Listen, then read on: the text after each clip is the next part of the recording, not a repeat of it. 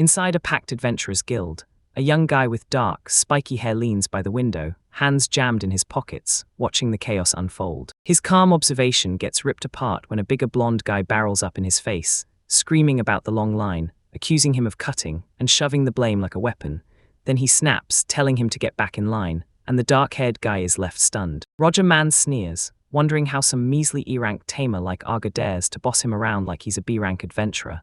Then Arga's face tightens, rage blazing at the sheer disrespect. It hunched in close, sneering down at the smaller man, and snapped that the weak shrimp better remember his place. Right when the fight was about to explode, a hand suddenly slammed onto the blonde adventurer's head, yanking him to a stop. He shot up in confusion as his angry rant got cut off mid-sentence. Confusion snaps into shock the moment he spots the newcomer. Then a calm, bearded man with pointed ears steps in and tells him straight up that cutting in line won't fly. The adventurer stammers, and finally blurts out that this is the guild master. With the aggressor handled, the guild master, Nimruz, turns his focus on Arga and tells him, "Next time, don't hesitate, report it to the staff right away, or the offender could get demoted." Then he cuts himself off with a tired huff like, "That's it done for today, I'm letting this one slide." He flashes a slightly awkward smile and shrugs, saying it's totally fine because he's got nothing but free time. Then a bead of sweat slides down his temple as he talks. He strides up to the guild counter, tells the receptionist he's here to report he's quitting Kanado's party, then spins to go only for Guildmaster Nimruz to stare at him with a sharp, questioning look. She turns and walks off, while the blonde woman keeps staring at him, a sly wry grin curling as she murmurs she can probably guess exactly what happened. 3 hours earlier, spiky-head Kanado sits on a throne-like chair, 2 women at his sides, and he jabs a finger at Arga as he roars, "Arga, I'm banishing you." He freezes in stunned silence, brain scrambling to process the blow, and Arga demands what banishment even means. Did he mess up somehow? Kanado just sneers, insulting him with the same cruel logic. His ears and head must be busted because he's a tamer. Kanado's companion, light, shoulder-length hair and all, leans in, fires off a shout, and tells them they don't need him, the tamer who can only befriend monsters. Kanado roars out their whole reasoning, screaming that tamers level up way too slow because they've got to split experience points with their monster buddies. Then he slams Arga for being the only one in the party still stuck at E-rank, and basically laughs off his monsters, saying that without them, Arga's nothing but a pathetic weakling. Argo fires back in protest, demanding what's so bad about being a tamer, and tells Kanado, "This is something you agreed to when you joined us 2 years ago." Kanado just chills with a cold reply, "That was then, not now." He sneers that anyone who drags the whole party down isn't a companion. He fires off the final insult, calling that person straight up deadweight, and behind him his 2 buddies cackle like monsters. The memory snaps shut and Arda seethes. Because of them, he suddenly has all the free time in the world. He planted himself at the guild counter, and the receptionist pointed out that his adventure card hadn't been updated in 2 years, so she offered to fix his registration, and with everyone staring, Arga just quietly nodded and agreed. He asked if she should proceed, a strained grimace locking onto his face, and right then the receptionist beamed like nothing was wrong, while inside, bitterness churned as he realized he'd suddenly got all the time in the world, ever since they banished him. She shot back a glowing crystal orb, and he just stared, confused by what it was, while irritation simmered at her relentless push. She grinned and told me it was a brand new status checker. This device scans your adventurous status straight through the crystal. Nimmer added that those old written applications were a disaster because people kept forging them, and when the receptionist said the crystal's info gets beamed straight onto the card, Arga nearly dropped from the shock. Once the process kicked off, she leaned in and read his basics out loud from the crystal.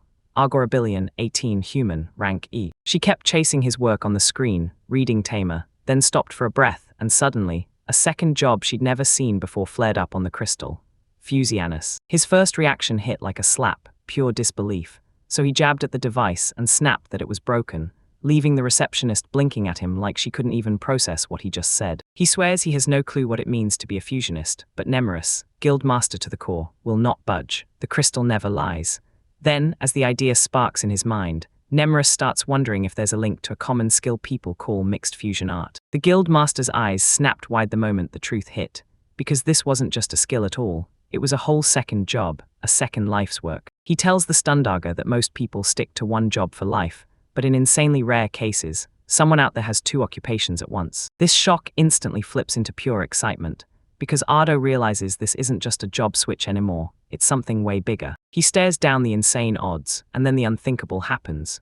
A second job, a once-in-a-thousand-years miracle. The moment slams into him, his fist tightens with pure victory, and he swears he's the once-in-a-thousand-years prodigy, a total flip of his fate. Nemura's moment of victory gets smashed when he admits, calm, thoughtful, like it finally clicks, that he's never heard of a fusionist occupation either, and Argus's excitement instantly collapses into an awkward, sheepish grin. He freezes mid-thought, eyes sharpening as he tosses out the idea in a low voice.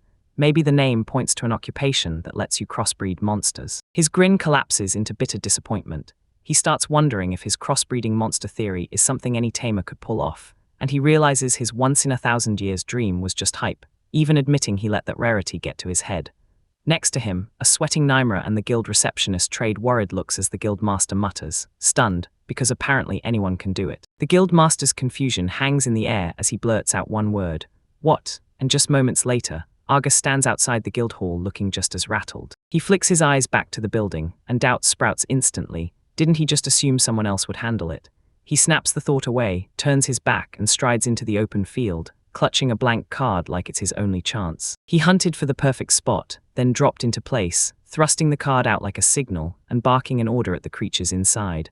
"All right, you guys, come out." In response, dark energy beams burst from the card, tearing across the battlefield and slamming into the ground near a distant building. In a sudden burst of light, 3 tiny monsters pop into existence, an itty-bitty baby dragon, a small wolf, and a plain little slime. August sits there, grinning like he owns the moment, tells the creatures they're about to become the launchpad for his next fusion experiment, and then barks a command to pull up their status. The numbers blink into existence, and they're awful. The baby dragon hits level 10, the baby wolf is stuck at level 10 too, and the slime only manages level 15. He can't help but mutter that their stats are painfully low. He scans a grid of possible components, then commits to the choice. So you kick things off with the baby dragon Lala and try to fuse her with a bat. Then it cuts to Nymra and the guild receptionist, where Arga breaks it down fast, saying he's been doing these fusions naturally, and the guildmaster immediately shoots back that a tamer's power is supposed to be for commanding monsters. With a look of pure disbelief, he fires a direct question at Arga. How in the world did he even think any tamer could do something like this? Then he shuts it down hard. Tamers can't crossbreed monsters to spawn new ones. Caught off guard, Arga starts stuttering as he blurts out the excuses behind his own ignorance. With a jittery grin, he confesses he never stepped foot in school. He's pure self-taught, and admits he's never even crossed paths with another tamer, so he never knew the rules. His class was supposedly trapped inside. He slumped in defeat, devastated that the guild master and the receptionist had seen his miserable truth, because they didn't just banish him, they left him with nothing. No friends, no one. But he yanked himself out of that melancholy fast, brushed the thought aside, then lit back up, saying it was time to get back on track and start fusion again. An interface flared into existence in front of him, offering him the chance to fuse a baby dragon with a bat, so he exhaled and accepted he'd been marked as a fusionist, even as a wild thought hit him. Wouldn't mixed fusion sound way cooler for what he could do? No more waiting, his finger slammed down on the button, and yes, sealed the deal. In response, a brilliant blaze detonated in midair, swallowing the 2 creatures whole the second the fusion process kicked off. When the lights finally dimmed, something brand new stepped out and took over the scene. Lola's body stayed mostly the same, but her wings had reshaped and her color had changed completely. The fresh monster squealed as Arga stared in shock. He yanked up the creature's status and scanned it like his life depended on it.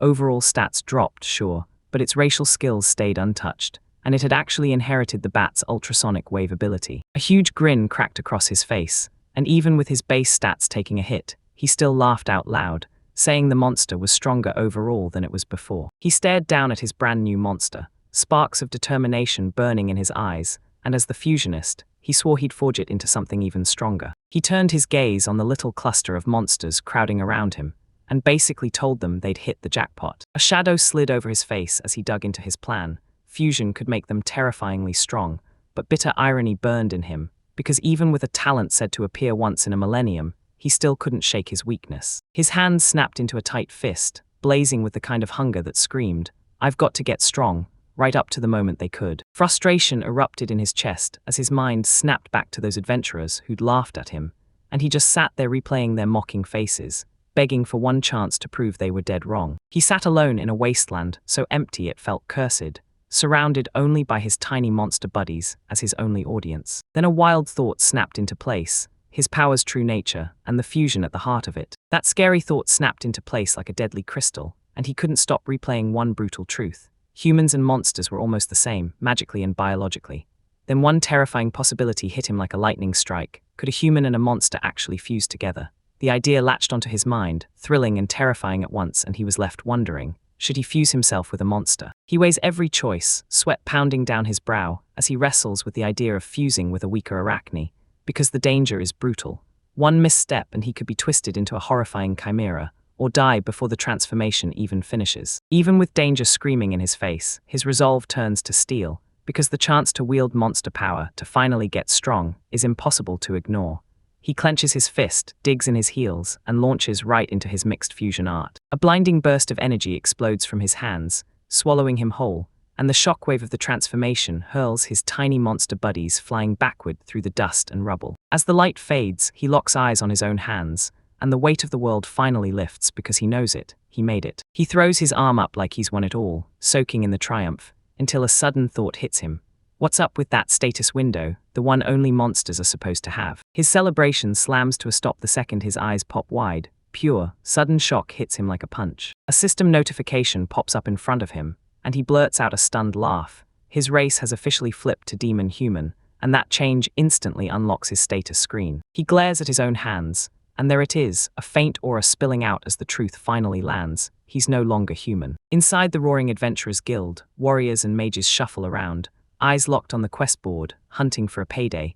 Then one adventurer snatches a posted notice and locks in like, "This is my next job." The crowd swallows Argo whole as he charges a billion steps forward, quest slip already clenched, and when he darts past, another adventurer grabs his attention and asks if there are any solid requests available in that area. He shrugs off the question, laser-focused, then thud. He slams the paper onto the reception counter and roars, "I'll take this job." The receptionist scrutinizes the request, then locks in the details, goblin extermination in the northern plains.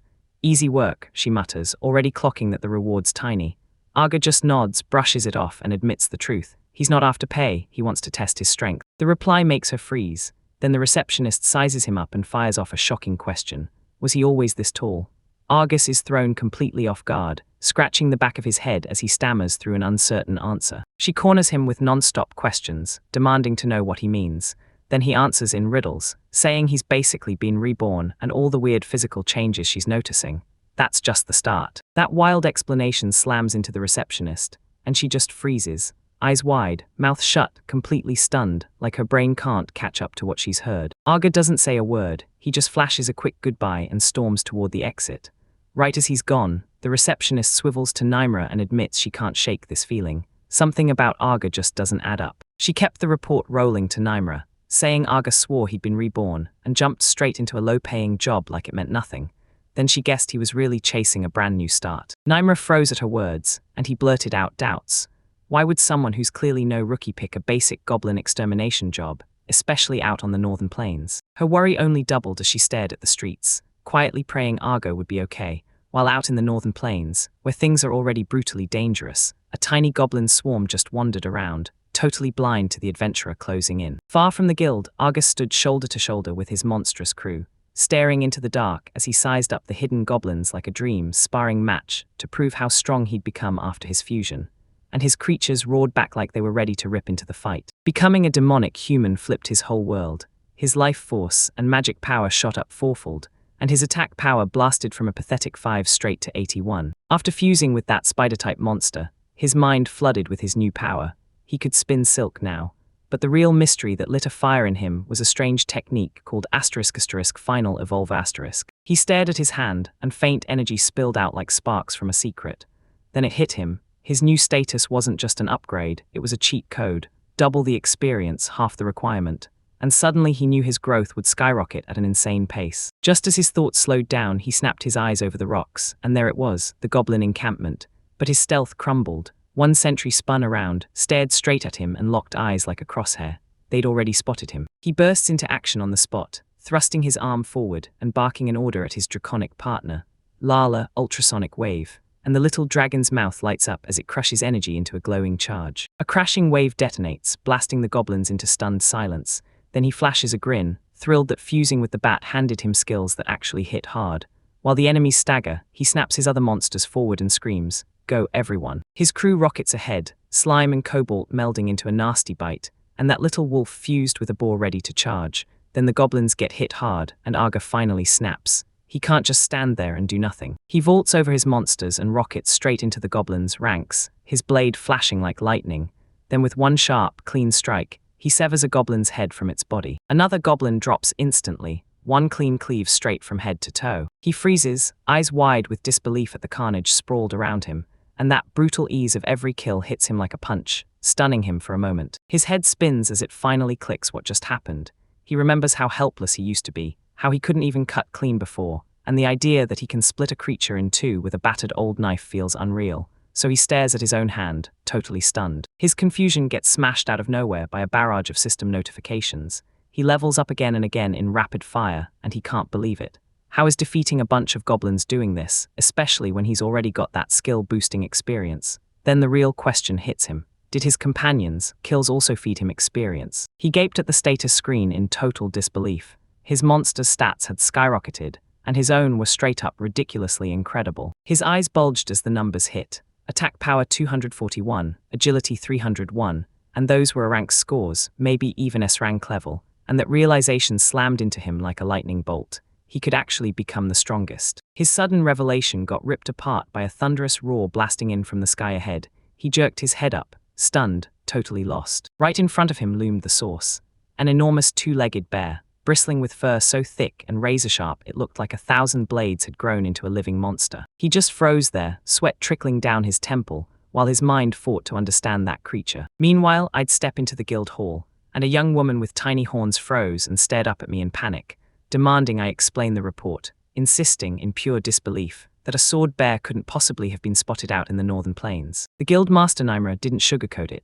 She confirmed every bad feeling with fresh reports, saying several sightings had popped up lately. The horned woman snapped back the details, calling it a swordbear asterisk, a hefty asterisk C-rank asterisk monster, and she still couldn't shake the thought that the danger level felt way too big for something that wasn't even that high. Tamer laid it all bare, the real threat, up close and brutal. That monster's fur could slice like steel, its arms were freakishly strong, and its claws were pure razors.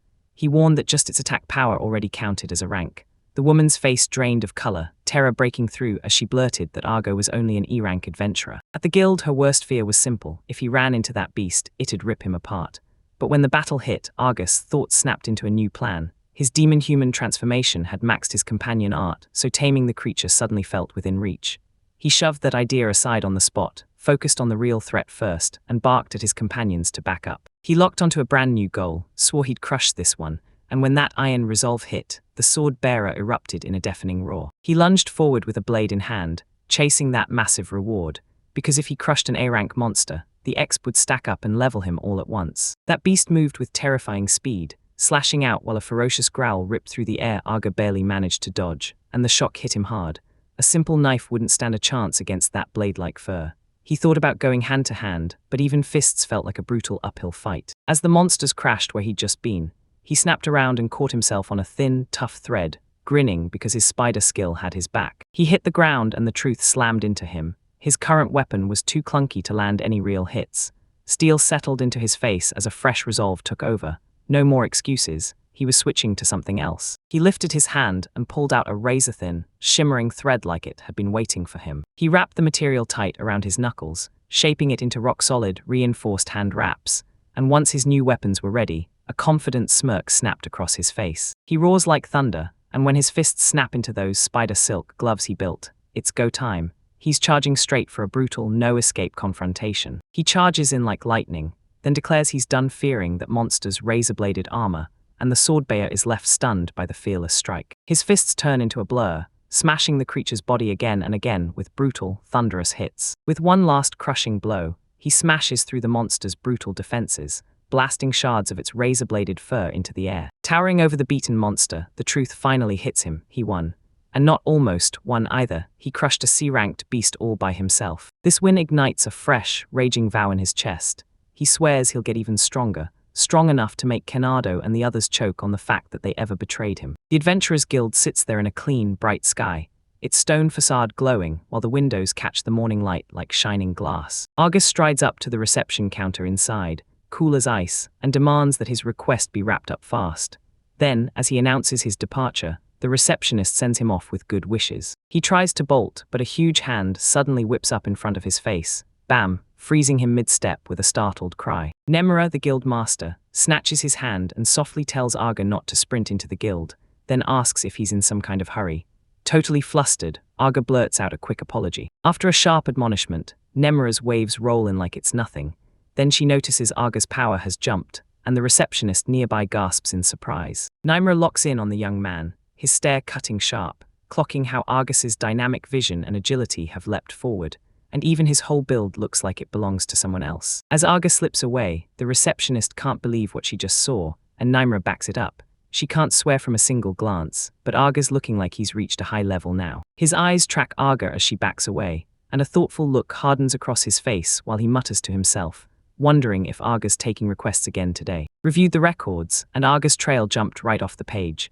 Then the receptionist backed it up, saying he'd been exterminating horn rabbits, sometimes more than once a day, and that these were always quick, low-stakes chores. She pushed back hard, insisting that you can't skyrocket that fast on plain, basic work, and she swore the master must have just been imagining how Argus was growing. Those words barely hit the mark. He didn't believe a thing, and he stayed silent, rubbing his goatee as deep doubts churned in his head. Meanwhile, Aga clocked his next move. Those horn rabbits could power his fusion, so he made up his mind and decided to tame one. Plans locked in, he tore the plan in two, until Sharp's voice snapped out, freezing him dead in his tracks. He snapped around to face the guild master and the receptionist, firing off a quick question. Did they need something from him? Right before either could speak up, two towering, muscular figures slammed into place to block his path, their massive bulk swallowing the light. The Mohawk man pumped his fist and said his name was Nausea, then pointed to his partner and named him Razzle, only for Razzle's eyes to sharpen when he spotted Aga, remembering him as the earring tamer Canada kicked out. With a Mohawk blazing,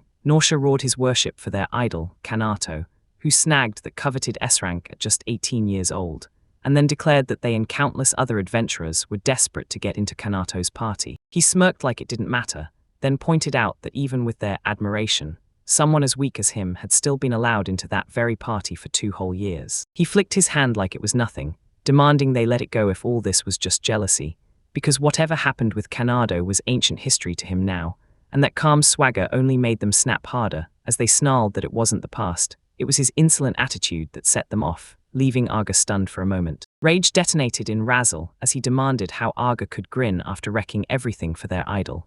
He roared that Aga needed to face what he'd done, feel true remorse, and remember his place. Marga's confusion curdled into full-blown fury. He snapped back, demanded why he was supposed to reflect, and blasted that Kanado was the real issue. Trash had shoved him into the party and then vanished, not checking on him once until it was over, and that savage counter-accusation left Razzleston reeling. With a vicious snap, his sharp condemnation shredded their idle, shattered, Razzleshock excuses, and pure rage took over.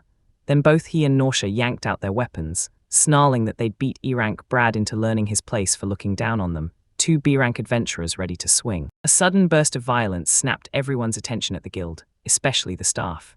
The receptionist spotted the drawn weapons and panicked, whipping around to the guild master and begging them to end the confrontation. Across the room, Aga pulled a small blade and stiffened like he was about to explode into a fight. The guild master stayed icy calm, shot up a hand, and told the receptionist to hold her tongue. Then, with eyes sharp as a blade, he said this was the chance to see just how much stronger Ada had become. With a single, thunderous roar, Razzle and Nausea slam into their assault, Razzle driving his sword down in a brutal overhead swing, while Nausea hurls his massive fist forward to smash the seemingly helpless Aga. But their perfectly timed combo slams into nothing but empty air. Aga snaps aside in a flash, dodging both the blade and the fist, and their whole momentum carries them straight past him with 0 damage. Their own punches rattle them, and they stumble back from the impact. Razzle snarls in frustration, glaring at the awful miss.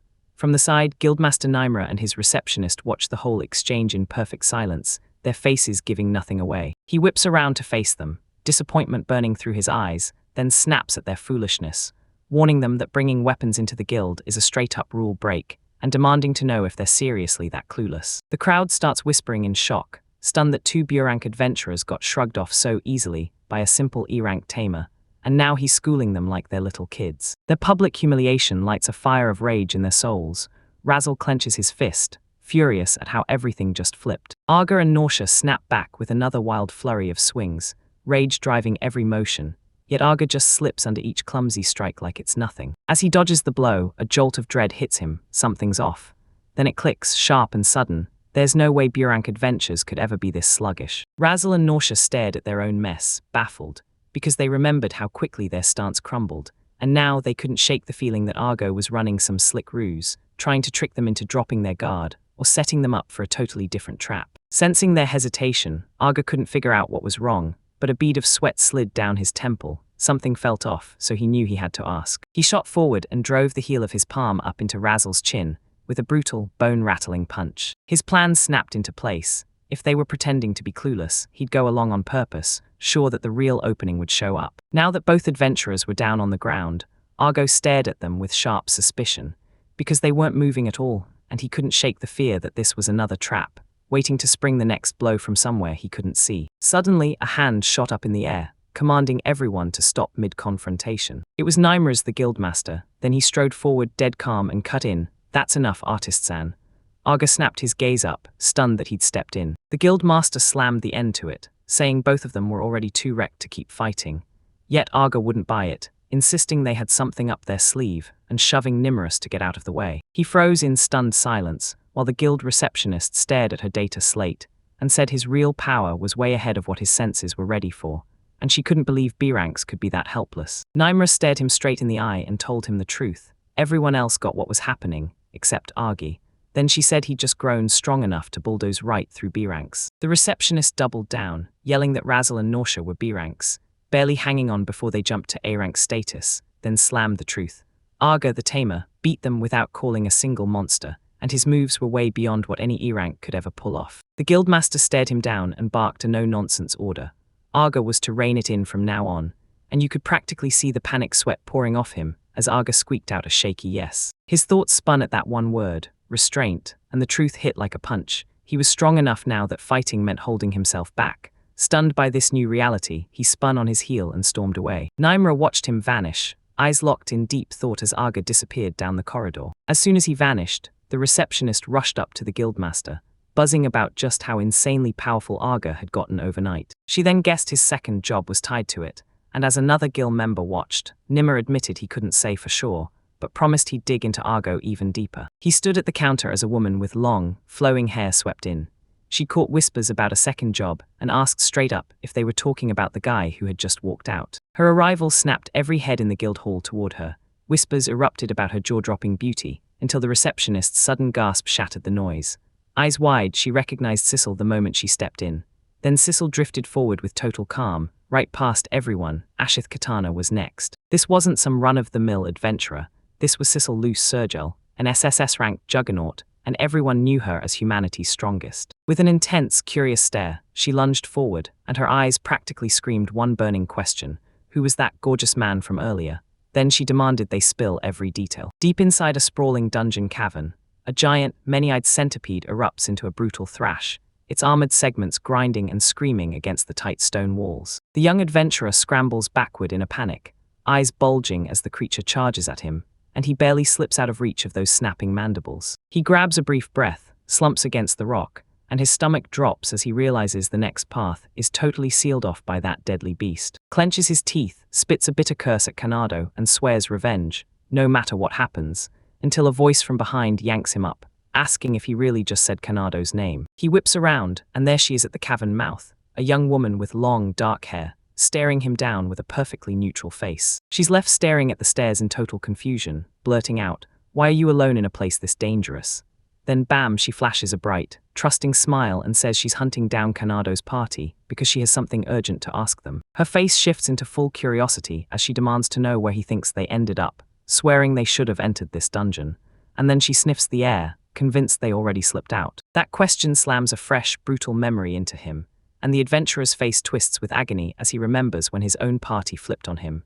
Kanado's voice still ringing, calling him a useless tamer, then announcing he was fired and walking out, leaving him behind. He couldn't stop replaying the taunts from his old party, the insults screaming in his head, while he clawed his way to the dungeon exit alone, praying he'd make it out. Her voice sliced right through his thoughts, demanding to know if he'd heard anything from Kanado about the party's last tamer, the man named Arga. He said the name was his, then snapped that he'd heard of Arga, already sick of the constant comparisons. Right then, Kanado's memory hit him. Arga would have known a monster's name, and somehow Kanado's knowledge was leagues ahead. Her curiosity sparked to life as the girl leaned in, pressing him to spill everything he knew about Argus's specific abilities. He shot her a look, wondering if she meant the power to crossbreed monsters. That question yanked open another brutal memory, Kanado roaring that they'd hired a tamer worse than Arga, and Kanado's voice made his stomach drop. He even remembered how he'd scrambled into panic mode, defending his choices and swearing that crossbreeding was a whole different trade, because a tamer just couldn't pull that off. Back in the present, he leaned toward the girl and told her his old party had watched it happen over and over, so they just chalked it up as a normal skill for his class. When she heard that, her face lit up with wild excitement. She leaned forward, eyes blazing, and practically demanded he spill every single detail. On a barren, rocky wasteland, the tamer Arga stands beside a small creature, staring out across the dead land with a sharp, thoughtful look. His eyes snap to a much bigger beast looming right in front of him, growling low, and he realizes the monster that just lit up when he leveled up has totally morphed into something shocking. He locks in on the creature's new shape, a tiny chimera dragon, and names it Lala, admitting its evolution, but when he rests a hand on its scaly hide, he can't shake the fact that the thing looks downright grotesque. A wave of guilt crashes over him as he finally admits, this is on him. He kept smashing fusions together over and over, mindlessly pairing monsters with almost zero compatibility, and he never once understood that those fusion materials would hijack the evolution path so violently. He keeps running his own internal check, sure, the creature's stats aren't terrible, but that shape still crawls under his skin. Then his mind snaps to another monster, Kidra, as he weighs his next move, staring out toward a nearby spot. His eyes lock onto a man-made pit in the earth, rough stone steps sinking into pitch-black darkness. Is this the entrance to some hidden underground place? A chipped, weathered stone marker sitting nearby confirms it. This is the Palpari Labyrinth. Argus stands right at the labyrinth's entrance, staring at a heavy, iron-barred door that's cracked just enough to breathe, because he isn't alone. His three little monster buddies are waiting too, Lala in her newly evolved form, a small white wolf and a plain slime, all poised to dart in with him. He stood tall at the entrance of the Palpari Labyrinth, with his monstrous buddies looming beside him, confident as ever, sure it was a beginner-friendly dungeon they could smash through with their current strength, no problems at all. His goal was crystal clear. Lala's evolution wasn't finished yet, and he was going to slam it back on track. This labyrinth held the fusion materials he needed for the fix. He grabbed the chimera dragon he called Kidra and barked the order. All right, let's go. The second they stepped inside, chaos hit. Tiny insectoid pests swarmed the corridor, and a goblin with a crude blade swaggered in, right as Lala launched forward to smash through them. His face hardened, his eyes snapped sharp, and then he bolted into action with his companions. He ordered his monsters to scatter the weaker ones and pin their attention, because the real prize was one specific beast, the metal stag beetle. He spelled out his plan to the others, shouting his logic so Lala could evolve the right way, and he made it clear he needed both beetle and steel-type energy, and this monster had them both. Spotting it, he surged forward, arm thrust out, ready to kick off the taming process. He barked the command, tame, but the beetle shrugged it off, darting just out of reach every single time he tried to grab it. His last shot crumbled, and then it hit him with a punch. He remembered the one law he could never break. Every tamer gets only 3 tries to tame the same monster. When he couldn't break the metal stag beetle's will, he snapped the beast in half with one clean slice, wings still twitching and buzzing like they stood no chance. A single blast of power tore through him, and he leveled up 6 times in the blink of an eye. Then he let out a furious roar, swearing that if he couldn't tame that monster, he'd just steal its massive experience and keep rolling. Fresh fire burning in his chest, he vowed to push deeper into the lab. From a safe distance, the dark-haired girl watched Arga fuse monsters into one, and their colors warped before her eyes. Then she blurted out, "Do they get stronger too?" Beside her, the abandoned tamer shrugged and said he wasn't sure, but he reckoned Arga and his monsters could hit a level of power that's downright terrifying. She spun him around and demanded to know why he was thinking that. Then he blurted out that he'd heard a rumor about Arga. His voice dropped low as he spilled the rumor. Arga was fusing a baby dragon, and the girl's eyes snapped wide at the sheer weight of it. Their talk got ripped apart the instant a grotesque, many-eyed monster exploded from the ground with a thunderous roar and hurled itself straight at the startled tamer. In the blink of an eye, the threat got erased, gone. The dark-haired girl loomed over the monster's corpse, and you could feel her relief as she confirmed exactly what it was. The tamer just froze, eyes wide, realizing how brutally close he'd come to disaster. With her blade sheathed, she grinned at him and said he wasn't the only lucky one. Now, she explained, he could sever his ties with those nasty people and get home safe. She landed one final, crisp strike, and the grotesque beast went down instantly, its bisected head clattering to the ground, lifeless and useless. Her raw power hit like a punch, and the tamer froze, stammering as he recognized her jet-black sword. then blurting out if she was really the legendary SSS rank adventurer, Sissel. She only winked and offered to take him outside, and he couldn't thank her enough. Once the two slipped out of the labyrinth, the world snapped back to the guild hall, where Naimra pored over a report, thinking out loud about Arga, and marveling at how he somehow was both a tamer and a fusionist. The guild receptionist overheard him and snapped, asking if he really understood what Argus could do. Then she reminded everyone that Nimruz was his friend, but the guild master cut in, saying they weren't that close, even as he admitted he still talked with him all the time. He kept talking, saying he'd heard Arga was traveling with a baby dragon, and that the receptionist grilled him hard because dragons are dangerously weak. Nimmer finally broke it down. Dragons can't truly be tamed. They only bow to someone who's got unbelievable talent or raw power. So the receptionist had no choice but to believe Arga was seriously talented. Nimmer's too, as long as the taming was legit, but he hadn't checked it for himself yet. Fine, Resolve snapped. I'm going to investigate this myself. After he left, the receptionist got some kind of confirmation, and her eyes hardened. She was done waiting. She tracked down Argus, old companions, and chased their side of the story. Meanwhile, Arda froze face to face with the real prize, so the true Sizzle, and when she reached out to him, hope lit up her expression as she insisted he could be the one to make her dream come true. Caged inside stone walls of a labyrinth, a hulking, horned ogre roars as it battles a tiny, bird-like monster that dives forward to strike. The little creature's strike lands clean. Its beak rips into the ogre's shoulder, blood splashes, and the bigger beast jerks back, stumbling under the hit. As the fight rages on, Arga, a billion, spots the ogre getting weak, and with a chilling calm, decides it's finally time to tame it. Realizing how fast his crew had leveled up, he realized even a demoted labyrinth boss couldn't touch them anymore. To make sure he's right, the ogre throws back a guttural roar of pain. Another unseen hit just landed. His powerful fist slams dead-on into the monster's head, and the whole world rings with a sharp crack. Ogre's eyes bulge in shock, its whole body trembling as the strike hits like a thunderclap. Arga's fist shoots out, pinning the dazed creature in the face with calm confidence,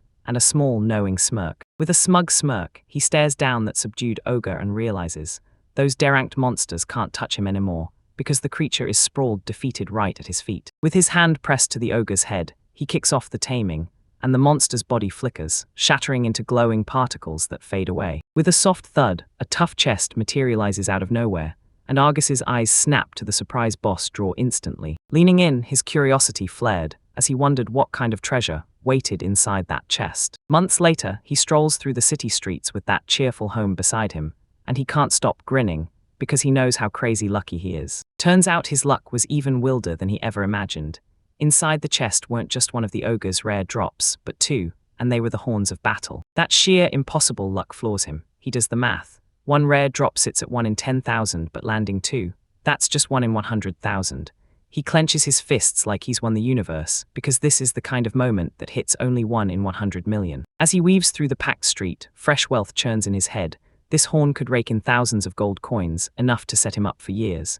He's already planning to tuck one away and sell the other, then, bam, a familiar voice snaps his name out loud. He spins around and shock hits his face. He shot his eyes up with a sour grimace. There it was, the blonde adventurer, Kanato. It's him, he muttered. Then Arga spotted the brutal change in his body and blurted out what the hell happened. That question just hung there while he processed the shock. Back then, he'd have to crane his neck to look at Kanado, so why was he towering over him now?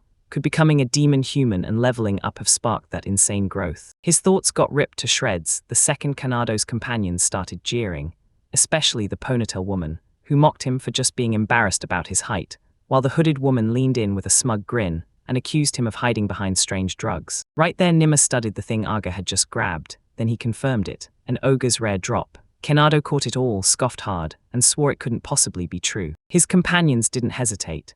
They jumped in and piled on the accusations, claiming he either stole it or got it as some pity handout after riding on a stronger crew, and those totally baseless jabs made Arga's rage explode. Kanado flicked his hand like the whole thing was nothing, sneering at Arga that it was fine and she didn't need to show off, especially not when it was just a dear ink drop. Arga's cheeks burned as she snapped back, saying she earned it the hard way with her own monsters. Then she cut him down again, right to everyone's face. One of the women lifted a glittering ring like it was gold on a throne, and bragged that their party had snagged a Burank rare drop. Numerous clocked it instantly. Oh, a ghost prince rare drop, huh? He said, then snapped his icy stare back onto Arga and smirked. Yeah, just like he'd expected, Arga only had knowledge, everything else was garbage, so now, was he jealous or what? Right then, Kanato stepped in and hit Arga with a smug offer. If he was dead set on it, Kanato would let him go back to their party, because only there could he get his hands on items this valuable. He took in the offer with a drained, knowing look, and a faint, cynical smirk tugged at his lips as he clocked their real motive. It clicked for him. They weren't asking for peace. They wanted him back, and they'd get hyped over some worthless ring, which basically screamed they didn't know monsters at all, not the kind of intel you need for labyrinth conquests. His calm deduction hit like a slap. What? And it came straight from Kanado. Aga barked out a dry laugh, then went after them, asking who in their right mind would actually tag along, ripping apart their messy, roundabout attempt to recruit him once they'd finally clocked what he stood for. His patience finally snapped. He exploded, "Shut up," and his roar boomed back off the walls. His rage shut them up for a beat, but the second it stopped, everyone's eyes snapped to his companions, faces twisting in disgust as they hissed that the chimera thing was gross and highlighted the hairy wolf, while even the slime somehow looked normal by comparison. Inside, Aga smirked at the truth. Those high-rank rare drops aren't always better, and his so-called smart duds clearly had zero clue. Their disgust only fanned his rage. Then he snapped, turned, and commanded me to disappear from his sight right now. His orders hit and they scattered in a panic. The ponytail woman snapped that he was barbaric for going violent. Kanado raged and still had to back down. When they finally peeled out, Aga clicked his tongue in irritation, seething that he'd gotten stuck dealing with them. He watched them disappear, and steel hardened in his face, because carefree life for 3 years was dead in the water now, and he swore to himself he'd get strong enough that his old party would never dare look down on him again. Meanwhile, Kanado caved into silence, while the hooded woman snapped with irritation, blasting Argo as nothing but a nuisance, claiming she'd wanted to recruit him again, until this moment made it impossible. With a ponytail swaying, her companion blurted, "So what are we supposed to do now?"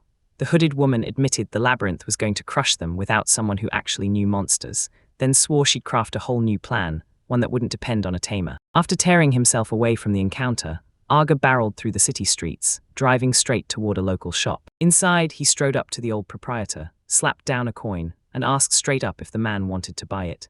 He told him his knife had gone dull after too many raids into the labyrinth, and he needed the coin traded for cash so he could get a fresh weapon. He dropped one lone coin onto the wooden counter. The shopkeeper leaned in, studied it like it was evidence, and told Aga straight up it was a fake.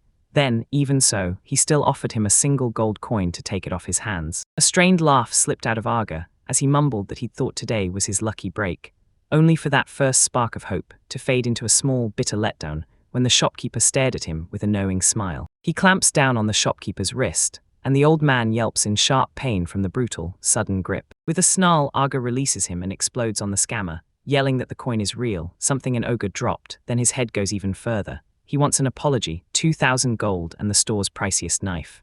Right on cue, a thug steps in and warns him to back off before this turns ugly. The thug isn't alone. Right from the back of the shop, a pack of grim, menacing figures spills out, and Argus's gaze snaps over them, welding his resolve into something unstoppable. A huge brute stomps forward, cracks his knuckles and lunges with a scream, and right as he swings at him, Arga realizes he's walked into a truly vile place, the kind the world would be better off without. He slips sideways past that clumsy swing, then smashes him with a lightning-fast, bone-crunching strike that launches the big brute tumbling through the air. The last thugs freeze in shock. One sputters about his skill, and another snaps like he just clocked his face, shouting his name. Arga whips around and growls that they picked the wrong time to tangle with him when he's on edge. Then a tired realization hits him. Maybe the real bad luck is his. Right then, a fresh voice shouts his name, and a young woman appears in the doorway, staring straight at him. The thugs whip around, stunned that she's here, and demand who she thinks she is. One of them swings a blade up and threatens her to stay right where she is, because if she doesn't, he'll cut her down. Even with the threat hanging in the air, her face stays calm. She cuts in and tells him to shut up, because everyone else is trying to talk. She vanished into a blur of motion, and before anyone could even process it, the two thugs got launched, bam, into the stone floor, knocked out cold, leaving Art frozen in stunned silence. She spun around, beaming at him with a bright, carefree smile, like the violence didn't even touch her, then told him she'd been hunting him all over, calling out his name, Argacoin. His thoughts reeled, unable to make sense of what he'd just missed, while the shopkeeper, terror and disbelief etched on his face, snatched his attention and yelled her name. Sissel and Arga finally clicked too, revealing exactly who was standing there. He stared at her and that name slammed through his thoughts. Sissel, the strongest human. Still frozen in shock, he couldn't move as she spoke again, asking if he'd actually listened to her sudden request. She stared him straight in the eyes, voice steady and sincere, and laid her plan out plain.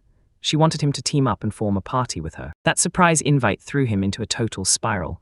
He had no idea if this was pure luck or the start of something awful, and across from him, Sissel just kept smiling. Sissel tells Aga to team up with her, and the words hit him like lightning. He's completely stunned, heart pounding. His mind races back to the legends of Sissel, the one who single-handedly shattered evil dragons, demon lords, and even evil gods. He can't wrap his head around it. Why would the living legend, humanity's strongest, choose someone like him to fight beside? Her voice crackles with disbelief, and she demands proof, like prove you're the real deal. Sissel freezes under the skepticism and can only squeak out a shaky, uncertain reply. She gets totally flustered and blurts that she's the real Sissel, claiming her strength should make it obvious. But even when she admits the thugs she just beat were tough, she still insists that isn't enough to prove who she is. Determined to prove she's got what it takes, she blurts out that she has proof, because a shady dealer she ran into just days ago left her on edge. And then she winks like a pro, flashes a weapon, and claims she's the one true owner of the divine bone blade, a sword forged from the bone of an evil god. Sissel stays stone cold, saying if her blade really shines, it still changes nothing, because he's never seen it before. For just a second, her confident smile cracks. The realization hits her hard.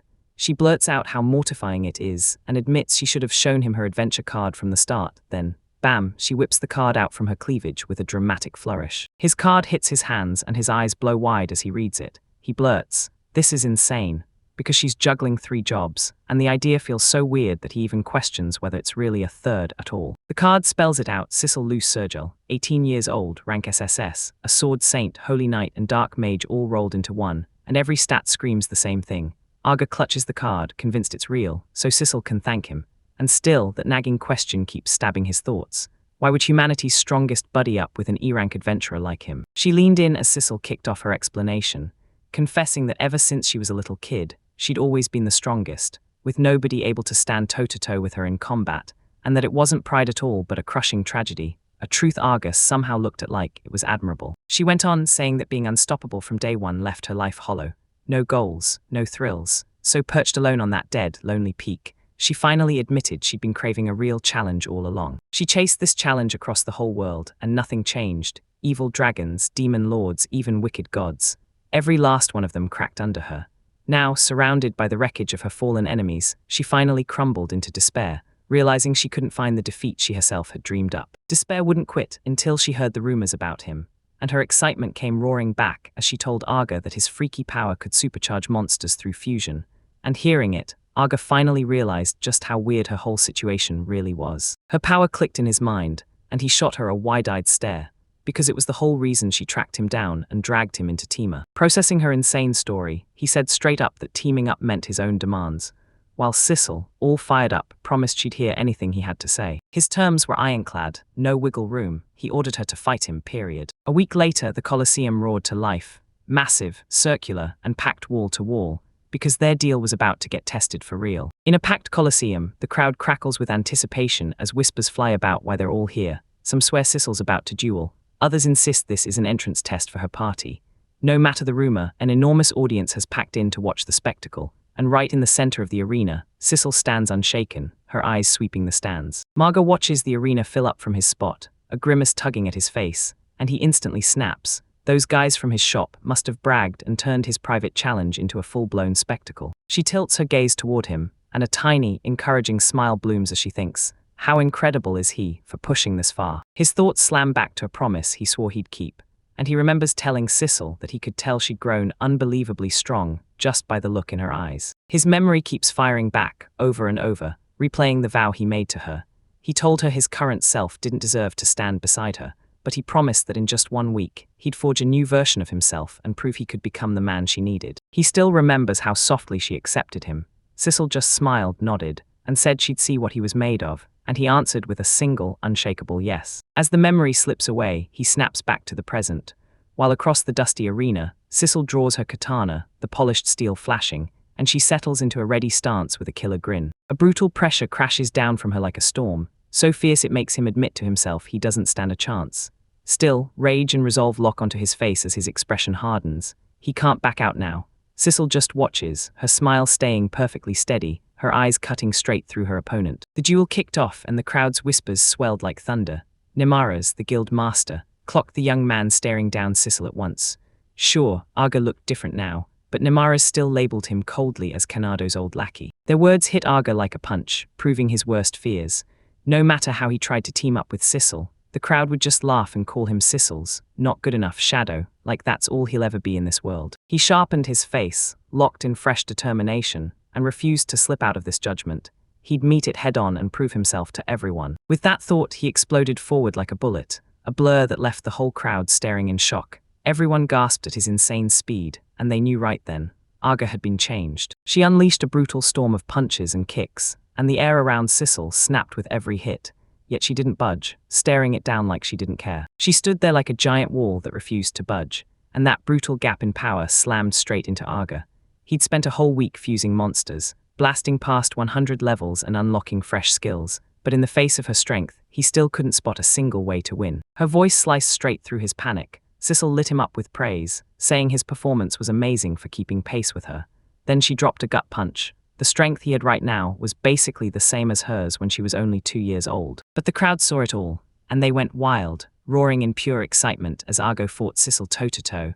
The very warrior people swore could crush evil gods in a blink. A jolt of shock hits him, and then he rockets forward, dagger low in his grip, ready to slam the attack onto Sissel. As he closes in, a cold, grim thought hits him hard. His own black dragon weapon, bought from some shady merchant, can't stand a chance against a sword forged from the bone of an evil god. Sissel watches him come in with unsettling calm, smirking that she thought he'd try something else, then declares she's not using monsters this round, because if they die, that would blow everything up, and finishes by saying she won't even kill his. She flashes a small, unsettling smile and drops a chilling warning. One wrong move, and accidents can happen. In that blink, Argus shattered the chaos, taming monsters like a wolf, a slime, and a tiny chimera dragon. Then they burst in behind Sissel, ready to strike. He recoils, jabs an accusing finger at her, and screams that she's cheating, yelling how she just promised not to use monsters. His outburst is just a signal. Inside, he locks in his plan. Those monsters are decoys. He's sure that if he hits from behind while she's distracted, even humanity's strongest won't come out unscathed. But his plan is crystal clear to her. Without even fully turning, Sissel coolly says the idea was good, and Arga's eyes blow wide as her blade flashes straight to his throat. A brutal shockwave detonated, blasting his 3 monsters, the chimera, the wolf, and the slime, straight through the air until they slammed back, spinning out and dropping unconscious in an instant. He stared in disbelief, his brain screaming at what he'd just witnessed. How could all 3 be blasted away at once? Then he saw them twitching, moving again, so at least they weren't dead. A spark of hope burst to life in his chest. He snapped an apology to his companions for using them as a decoy, because their sacrifice had carved out the exact opening he needed to sprint the distance. His lunch never stood a chance. He swung, and it met only empty air. A calm voice cut in right behind him, declaring his defeat, and Sissel told him the truth. What he hit was just an afterimage, the slipstream of moving at insane speed. Then she casually showed how she crushed his monsters too, one flick of a finger, just like she did the thugs days earlier. Arga froze, stunned into silence, and finally threw in the towel. He snapped his gaze upward, sweat pouring down his brow, staring in raw shock as her overwhelming power crushed every ounce of fear in his chest. On the sidelines, the crowd erupted in applause, and Nemaras, the guild master, shouted that it was a great match, admitting he'd earned a brand new respect for Tamers. Cecil dropped her blade, asked if he was satisfied, and then, formally, invited him to be her companion. Arga, still reeling from his defeat, agreed on the spot, and a quiet realization hit him hard. With her at his side, the mockery was finally done. 2 days flew by. Then their brand new journey kicked off at the towering entrance to the A-rank Kikip Labyrinth, a brutal chasm ripped into the side of a mountain. Now that they're companions, Arga blurts out one condition. He admits Sissel's power, but demands to see her square off against monsters for real, not theory, and Sissel just nods, calm as ever. She asks if he really means it, does he want to see her fight? And he just stares down at the monsters already finished, drenched in sweat, then blurts that he needs her to pull off that same move again, because even though he was right there watching, he still couldn't wrap his head around what just happened. Sissel tells them that if they want to see what she can really do, they've got to step into an S-rank labyrinth. Anything less than that would get crushed in seconds, and anything like an A-rank won't even last. Arga snaps right to the real issue. He's an E-rank adventurer, and the rules won't let him set foot in an S-rank labyrinth. Sissel doesn't flinch, she just grins and says, then we take the test. Her eyes flare with bright, determined excitement, as the chance to take a promotion exam lights a fire in her chest. She explains that to step into an S-rank labyrinth, he has to be promoted to S-rank first. Then she grins like she owns the world, promising to recommend him for the exam and even pushing him to go for SSS rank, while Arga just freezes, swallowed by doubt, wondering if he can really pull it off. The whole situation slams into him, crushing his breath. He finally forms a party, and before he can even celebrate, fate yanks him straight into the highest rank possible, leaving his face twisted in raw, unstoppable panic at the terrifying road that just opened up in front of him. At the base of a hulking, twisted tree that sprouted from an ancient stone tower, Kanado's crew huddles up, ready to step into the SS rank labyrinth. The ponytail woman can't stop worrying, but the hooded woman leans in and tells her, straight up, trust their strategy, because it'll all work out. A grim, unshakable look hardens his face as Kanato declares they'll blast through, even without Aga. Heck, even without a Tamer at all. A woman smirks and nods like she's loving every second, then blasts Aga as a total loser, swearing they'll smash through the labyrinth and finally claw their way up to the SS ring. Across town, a mustache man grabs Aga and fires off. So, you heard the news about Kanado's party. Right beside them, Guildmaster Nemura's crew hangs on every word, with a young healer in uniform clutching a medical bag. He tilted his head and muttered that Kanado's crew must have started pulling chicken tactics. Mustache Man demands answers, and Nimmers breaks down the strategy's fatal flaw, how skipping the weaker monsters so you can sprint straight to the boss just gets you poisoned, not victorious.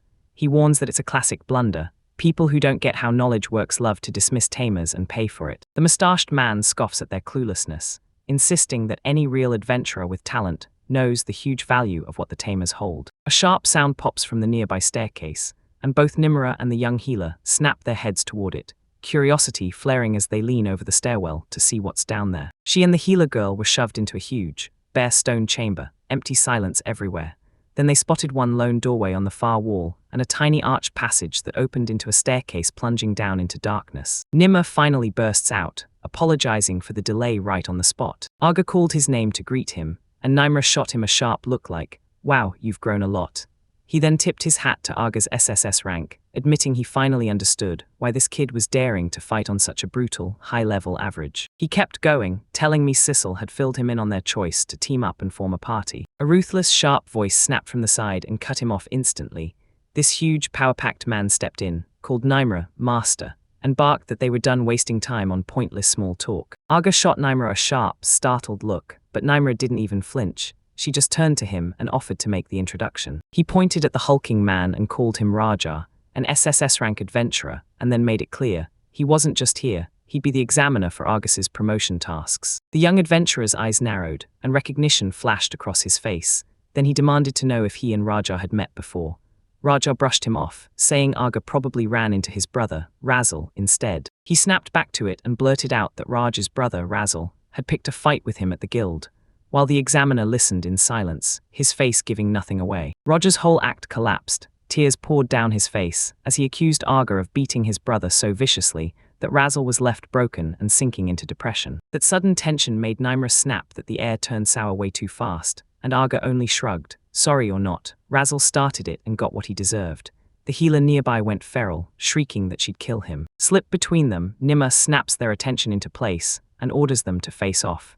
Then he declares that he's about to lay out the test rules. He laid down the rules, just simple conditions, and told them they'd battle until Argo could pull off a draw or better, or fail outright. Before anyone even said go, Roger exploded forward, bellowing like thunder, and slammed his massive practice saw down with brutal, earth-shaking force. A brutal ambush slammed into Argo before he could react.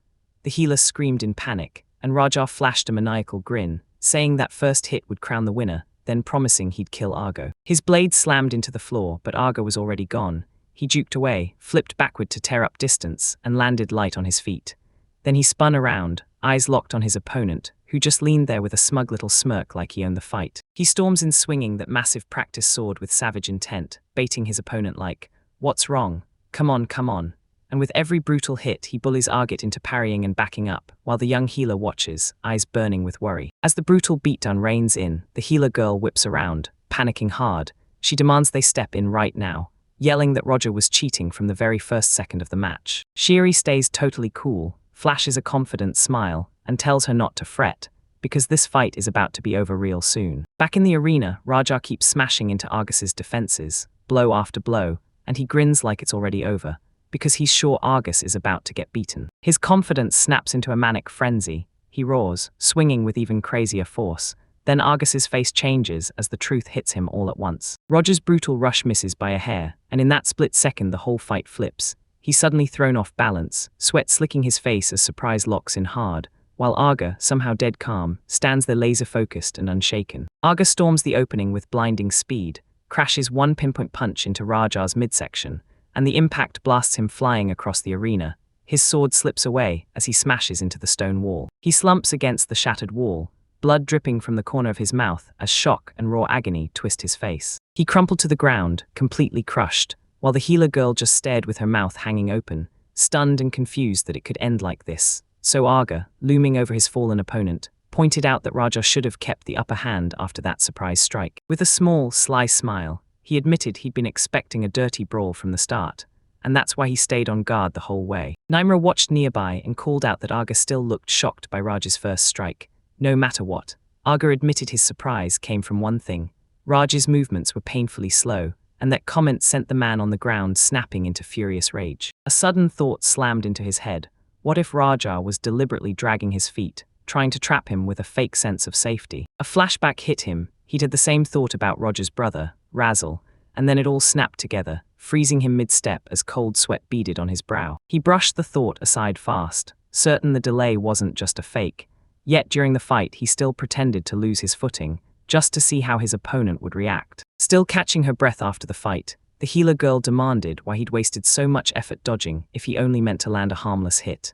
And Aga snapped back that, yep, his real plan was to beat Raja, no serious injury required. Naimra cuts right in with one blunt truth. Aga held back because Naimra told him to. He flashes back to that old conversation, when he grabbed young Aga's shoulders and begged the kid to show restraint from that day on. The past melts away, and now Naimra studies Aga with a soft, proud smile, pointing out just how far he's come, while Aga holds her gaze steady, silently backing it up. Yeah, he really did learn restraint. With that confirmation, Naimra slaps a hand on his shoulder and declares, dead certain, that Aga has crushed the test. His voice booms with official authority as he formally stamps Argo Billion as an SSS rank adventurer. To prove this new status is real, they hand over a brand new adventure card, shiny as ever, blazing with the triple S insignia. Sissel rejoined the others and smirked, saying she knew he'd breeze through it.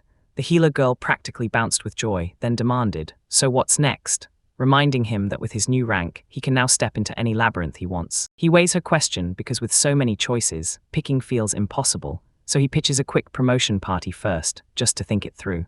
But the moment the words leave his mouth, a razor-sharp shout slices through the crowd and calls his name. The call came from Razzle and his brother, Raja, and right on the stone street, they dropped to their hands and knees, bowing their heads to the ground before him like total submission. He just stood there, stunned as those two powerhouses bowed right in front of him. His eyes went huge, and before he could even process it, one word slipped out like a gasp. You guys. It was Kanado and his companion, both grimy with dirt and strapped tight with panic. Kanado's voice came out wrecked as he tore into the air. Help us, Argo. Just a few hours back, inside a crumbling, root-choked ruin, the air felt frozen, like the silence of centuries was still trapped in the walls. Beyond those same crumbling ruins, three adventurers, Kinato, Sans, and Ratone, burst into a desperate sprint through a stone corridor, with an unstoppable force slamming down behind them. The light died instantly when a huge stone pillar slammed down from above, blasting the floor to rubble and sealing their path with a thunderous crash. That crushing power from their foe slammed them to a stop, and Ratone snapped that this was all they could reach. Sans tried to shake a broken Kanado back up, reminding him of his dream to climb into SS rank, but Kanado could only swallow the truth. Their enemy was just too strong to beat. Darkness swallowed everything, then two blazing white eyes and a huge, menacing grin burst into view, the only warning signs of the monster that trapped them. With that terrifying presence looming, Sans blurted that they needed to retreat, using the returned stone, but he groaned they had no way in, no opening at all. And in that split second of hesitation, Ratton got hit hard, flung through the air, and her body was left dangling. She crumpled to the ground, and Sans snapped her name out in panic. Then Kanata brushed it off, yelling that this was their one shot to trigger a returned stone. He stood his ground, claiming Riton would understand once her magic evasion and defense held, and that they could always come back for her later. He activated the stone, and in a flash of teleportation light, he vanished, while Riton watched from the ground, her face twisted into pure horror and disbelief at being left behind. Later that night, back in the city, the rooftops sat in tense silence beneath a crystal-clear sky. Right here, Arga crashes into Kanado and Sans, arms crossed, and rips into them for ditching Ratton and bolting. Kanado snaps back that they're heading back, yet Sans cuts him off on the spot, sneering that it's just a selfish dodge, then begs Arga to help rescue their teammate, trapped and waiting. He stared down at Kanado with a grin, demanding to know why they'd call on him after banishing him. Then snapped that if the Tamer actually knew their stuff, Kanado would already know how to beat the monster, and he hit them with a sarcastic question. Would they undo his banishment if he agreed to be rejoined as? Sun stared down in silence, and meekly snapped that she was just thinking about what she did, then begged him for help. Inside, Arga scoffed at her, remorse, like it was just another act. Then he flat out said he'd thought about helping, but nope, bad timing. As an E-rank adventurer, he was banned from stepping into any SSS rank labyrinth. His words hit them like a hammer. Suns remembered the rule and couldn't happen again. They were crushed, because all their bowing and pleading felt completely wasted. A wild grin cracked across Argus' face as he raised his adventure card. Then it hit him out of nowhere. He'd just been promoted, and he'd totally forgotten. His old teammates gawked in pure disbelief, SSS rank, Kanado included, until he froze, asked if the card was even forged, then snapped back like my bad and started apologizing like crazy. At that point he finally understood. With this new rank, Arga really could walk into the laboratory. He bellows for their attention, then Sissel, standing right beside Arga, shoots a dismissive look at Kanado and Sorns, sneering that Arga must really be with trash, and Arga only smirks, admitting he can't believe he's come this far himself. His expression snaps into stone as he makes that unwavering declaration. He'll go, and he'll savor the tone. He promises to hand Ratone over at the guild the second she's safe, but flatly snaps at his old party like, I don't need you, I don't want you getting in my way. And Ken Otto blurts his name in shock and fury. He shrugs off the outburst and turns to his brand new partner, then announces that he and Sissel are taking down the labyrinth together. That name hits Kanado and Sans like a punch to the gut, because they realize what he really is, the world's strongest, standing beside Sissel. Kanado blurts in pure disbelief, demanding to know why someone at Arga's level would ever team up with her. Sans quickly points out that, sure, it's weird, but it ends up working in their favor, and Kanado instantly snaps in agreement. At the crooked, rue-trapped gates of the Exalt Labyrinth, Sissel begs for a second to fuse her monsters before they push onward, and that's when Arga snaps, demanding to know why she's even helping him. She whips around, throws her arms wide, and tells him flat out, he owes his former party nothing, and then she calls them selfish scum with zero remorse for what they did. Hinato scoffs from nearby, basically writing Ratton off as already dead, while Sissel listens in silence. Then Arga just glances away with that calm, confident smirk and makes it clear, he's not helping them at all, he's getting revenge his way. He said, ice-cold and sure, that he'd crush the opponent his old comrades couldn't even get close to, and that the one they laughed at would be the one who finally wins. He moved to make it happen, pressed his finger to the command to fuse, then that flash in his eyes gave it away. He wasn't saving them at all, he was set on turning everyone's world bitter. As he did it, Sissel couldn't shake the thought, was this move really revenge? Arga just smirked and said it was only the beginning, and then a brilliant burst of light exploded behind him. The light surged brighter and brighter, washing everything in pure glow, and Sissel stared in awe while Arga pinpointed it as the unmistakable signal that evolution had begun. From the light, a creature burst out, stealing every ounce of Sissel's breath. She just stared, stunned, because she'd never seen anything like it before. A smirk curled on Argus's lips, and he practically couldn't wait to see what came next. The brand new beast erupted with raw power, surging forward and ripping a giant beetle monster apart at the labyrinth's entrance. Once the way was cleared, they marched straight into the dungeon. Sissel scoffed that Kanado's crew was way too weak and their cautious, tiptoeing tactics wouldn't survive a maze like this. SS rank or not, it already felt brutal. Arga nodded along, brushing off the first stretch as straight-up underwhelming. He strode beside his towering creation, and inside, he snorted at his old party's playbook, because calling their chicken tactics a strategy was nothing short of dumb. He slams the thought of cutting straight to poison the boss, because he knows immunity to status ailments would laugh it off, yet the whole situation still gnaws at him. Ancestral then drops the bombshell. The labyrinth's boss is a vampire, and that twist makes Kanado's whole story feel seriously off. He confirms that this is exactly what's been fueling his worry too. His eyes narrow as he wrestles with the strangest part of it all, how they even managed to retreat in the first place. Sissel leans in and lays it out. Vampires are cocky beasts who hate watching prey slip away, so she's sure the boss should have hit them with magic to stop their return stones. He says that even if someone offered a sacrifice, a vampire wouldn't just shrug off 2 fresh victims. No way, and then he lands on the only conclusion that fits. The creature let them go on purpose. After the clues add up, Sissel fires off a wild new theory. What if this vampire is immune? They huddle right before the massive boss doors, and the artist drops a wild idea. Maybe the boss is a vampire princess or some highborn vampire noble. Sissel's eyes flare as he declares it would be SSS rank, way beyond even that, towering over it with brute power and pure nobility. She admitted that rank ups like that can happen, but Arga's not buying it. she still grumbles that a more noble vampire would be even less likely to let anyone get away. Right as he started to speak, a blade screamed past his words and tore through his ear, aimed straight for his head. He kicked back at the last second, and his blade slammed into the stone wall with a brutal clang, just inches from his face. From the shadows, he clocked the weapon instantly, a blood sword, and the chuckling voice rumbled with amusement, praising him for dodging the blow. When she stepped into the light, a young woman with sharp, pointed ears and a regal dark dress owned the room. She smiled like she'd already won and said, "I'm Riene la Arilcia, the great vampire princess," then dared them to feel proud they'd survived her first assault. His worst suspicions snapped into place. Right in front of him stood a vampire princess, and she wasn't normal, she was a mutant. The moment she heard it, Sissel swung her gaze to her companion, still as stone, and told him, flat and simple, that she was handing this opponent over to him. As Argo got ready to fight, liquid on the floor started gathering like it had a mind of its own, shifting and swelling into a full-blown monster shape, and Sissel's eyes widened with shock the moment she saw it. To meet the vampire princesses, challenge head-on, Argo finishes his summoning, and boom, two massive monsters tear themselves into the world. A hulking, shaggy wolf-headed beast with fangs bared, and a towering serpentine horror crowned with a horned, grinning skull. Then Argo just stands back, calm as ever, behind his new guardians. A vampire princess leans into the view, smirk sharp on her lips as she spots him, and labels him a tamer.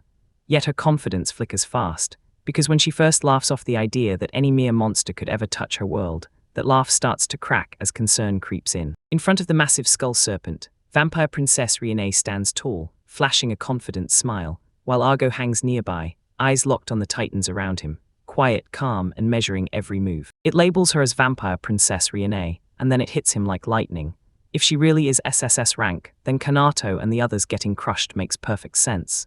Riene looks at him and says she'll remember his name. He stares at her like it's a promise carved in stone, then swears a solemn vow. She's the first SSS rank monster he'll ever take down, and he'll never, ever forget her. A jolt of surprise flashes across her face. Then she keeps her cool and tells him who she is, reminding him to remember the name of the one who will kill him. Arga. Her calm shatters into raw fury. Her eyes narrow as she growls, furious that he has the nerve to look down on her. With a seething scream, "You insolent fool," Reyna rockets forward, her clawed hand cocked to slash him down. When the attack hits, Argo snaps his arm forward, points with full certainty, and yells at his crew, shouting at Lala and Lily to go. A horned wolf monster, Lily, slams into the vampire princess mid-charge, then swings a brutal, clawed paw and rips through the air as it blasts out a bone-chilling roar. The vampire princess swings her powerful kick, but it doesn't hit who she aimed for. It smashes into Lily, the horned wolf monster instead, and their collision erupts with a sharp, crackling burst of energy. A wolf slams backward from the impact, skidding hard, while that colossal skull serpent lunges in, its bony maw gaping wide open. Reyna snaps with a furious tongue click, sick of them getting in her way, then screams for everyone to move, and blasts the serpent with a relentless volley of dark, piercing projectiles. Projectiles hammer the skull serpent's head, popping off a chain of tiny, violent explosions across its bony hide. She whips herself off that monster's head like a springboard, blasting back into the battle at insane speed. She rockets through the air, slipping past every monstrous obstacle like they're nothing.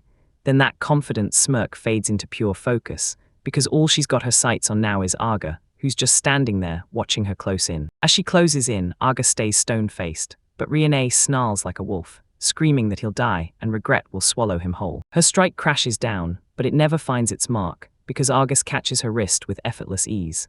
The vampire princess freezes, eyes blown wide with pure shock as her attack gets completely shut down. He studied the chaos with icy calm, fully knowing that an SS-rank vampire was terrifyingly powerful, and he'd already beefed up his monsters, Lala and Lily, to survive SS-rank labyrinths, but he never expected the fight to hit this hard. Her fury surged the moment she clocked his plan. She snapped that he was only throwing his monsters out there to measure her strength, like this whole fight was nothing more than him checking what his beasts could truly do right now. He muttered a sharp curse, dug in with an iron grip, rage flaring at her reckless audacity, while she thrashed and screamed at him. She couldn't believe it, staring at him with blazing, furious eyes, and she demanded answers on the spot, questioning whether he was real or even human at all. Before she could even get an answer, he snapped into action. Then with one brutal burst, he drove a kick straight into her midsection. The impact smashed through her, and she stumbled backward, a sharp gasp tearing out of her mouth. As she lay stunned on the ground, he kept his cool and spoke straight to her, admitting she was the strongest opponent he'd ever faced. Then he dropped one last brutal line. She was still nowhere near as strong as Sissel. The comparison ripped the life from her mouth. Blood splattered as indignation burned in her eyes. Then he vanished into the gap and drove one clean strike into the back of her neck, dropping her out cold before she could even blink. She watched the defeated princess slam her foot down and refuse to surrender, gripping her shattered weapon with long, dark nails as a blazing magical sigil ignited in the air around her. She lunged in, screaming that he was a bastard, but he stayed ice calm, meeting her rush head-on and swatting it aside with a tiny blade, then calmly mocking that she was getting way too carried away. With one clean parry, he smashed the magically infused weapon to pieces. Shards erupted through the air, while Reina just froze, staring in horror as her blade disintegrated right before her eyes. Before she could even breathe, shadowy tendrils burst up from the ground and cinched tight around her arms and torso. The tendrils clamped down, freezing her in place so hard she couldn't move, dangling there, trapped and helpless, while Aga watched from afar. She strained against her bonds, glaring at him like he'd murdered the sun, pure, burning hatred. She snapped out a curse and swore she'd never forgive Aga, promising to rip him apart with her deadliest magic. Her threat wasn't just talk. Something evil surged from her, and as a malevolent aura blazed, dozens of magical circles snapped into the sky, each one firing a deadly dark arrow. A hail of arrows erupts forward, deadly projectiles flying like a thunderstorm, and the vampire princess says, with unshakable certainty, that not a single soul has ever survived this attack. Manic glee lights up her eyes as she locks staring with Aga, who just meets it with unsettling calm. With a feral, triumphant scream, she bellows for him to die. The moment it hits back, a raging wave of magical arrows and spears crashes forward, deadly projectiles smashing straight toward him. While everything pounds in at him, Aga doesn't flinch, not once. Reina screams in disbelief as he just calls out, Lala, and barks an order for a dragon breath attack. Right on his word, boom, a colossal, horned skull serpent rips out of the shadows in front of him, and Ma just gapes in shock. The skeletal beast blasts out a brutal surge of energy, sparks and force spiraling into a deadly vortex, as it slams straight into the magical barrage. Two forces slam together with earth-shaking force, and his breath attack swallows the whole volley of incoming projectiles. Reina's attack, supposed to be impossible to survive, gets completely erased as her projectiles vanish into nothingness inside a blazing inferno. He watches his power unravel into the air, and right in front of him, Reina sits in the rubble, shaking hard, unable to speak a word. He calmly tells her that her crazy strong magic could have wiped out almost anyone, but against the Tamer, it flat out didn't stand a chance. With one last icy glare, he snaps the fight shut and walks away, bidding her farewell like it's nothing. Then Reina, desperate and shaking, begs him one last time before slipping into a quiet surrender, and that sudden capitulation leaves him stunned, completely off balance. Her calm finally snaps, tears pour down her face as she sobs and begs for her life, whispering, I surrender, over and over like it's the only thing that can save her. From the sidelines, Sizzle can't believe her eyes. She sizzles with shock, blurting out that Reina has fallen. The vampire princess keeps trembling and crying, apologizing over and over, while Aga, totally blindsided by the wild turn of events, just stands there, staring in stunned amazement. This hits hard. Seeing a proud vampire princess break down, sobbing and begging for her life is a rare sight, and Aga locks eyes with the weeping Riene, wondering what he's supposed to do next. Reina steadies herself and calls him Aga-sama with formal respect, then drops her big request right on his shoulders. Sissel's eyes flare with excitement, practically begging him to hear the rare plea from a vampire princess. With tears still burning in her eyes, Riene looks up and begs him to use his power. So weird, it throws him into deeper confusion. He asks what she wants, even as he realizes her whole act is completely unsettling. He stood there waiting for her to speak, but when the defeated vampire princess finally opened her mouth, it crushed every expectation. Tears poured down Riene's face as she looked up, eyes wide with desperation, and begged him to kill her father. Her request absolutely wrecked him. Aga just stared, brain scrambling to understand her command, and all he could spit out was one confused question. Right beside him, Sissel's eyes bulged with the same shock, because this twist came out of nowhere. Inside the wrecked chamber, Aga Abelian weighs the vampire princess's request, his voice dripping with pure disbelief. Kill your father. Riene kicks things off, saying it happened about a month ago, and Aga leans in so hard you can tell he's already piecing it together, because a proud vampire princess asking for patricide doesn't happen unless something insane is at play. He thanks her for trusting him, then urges her to spill every detail. It tallies up how 3 shadowy, robed clergy suddenly materialized in the room she shared with her father, and back then he was cocky, sure he could just blast the intruders away like he always did. Her dad's assessment was dead wrong.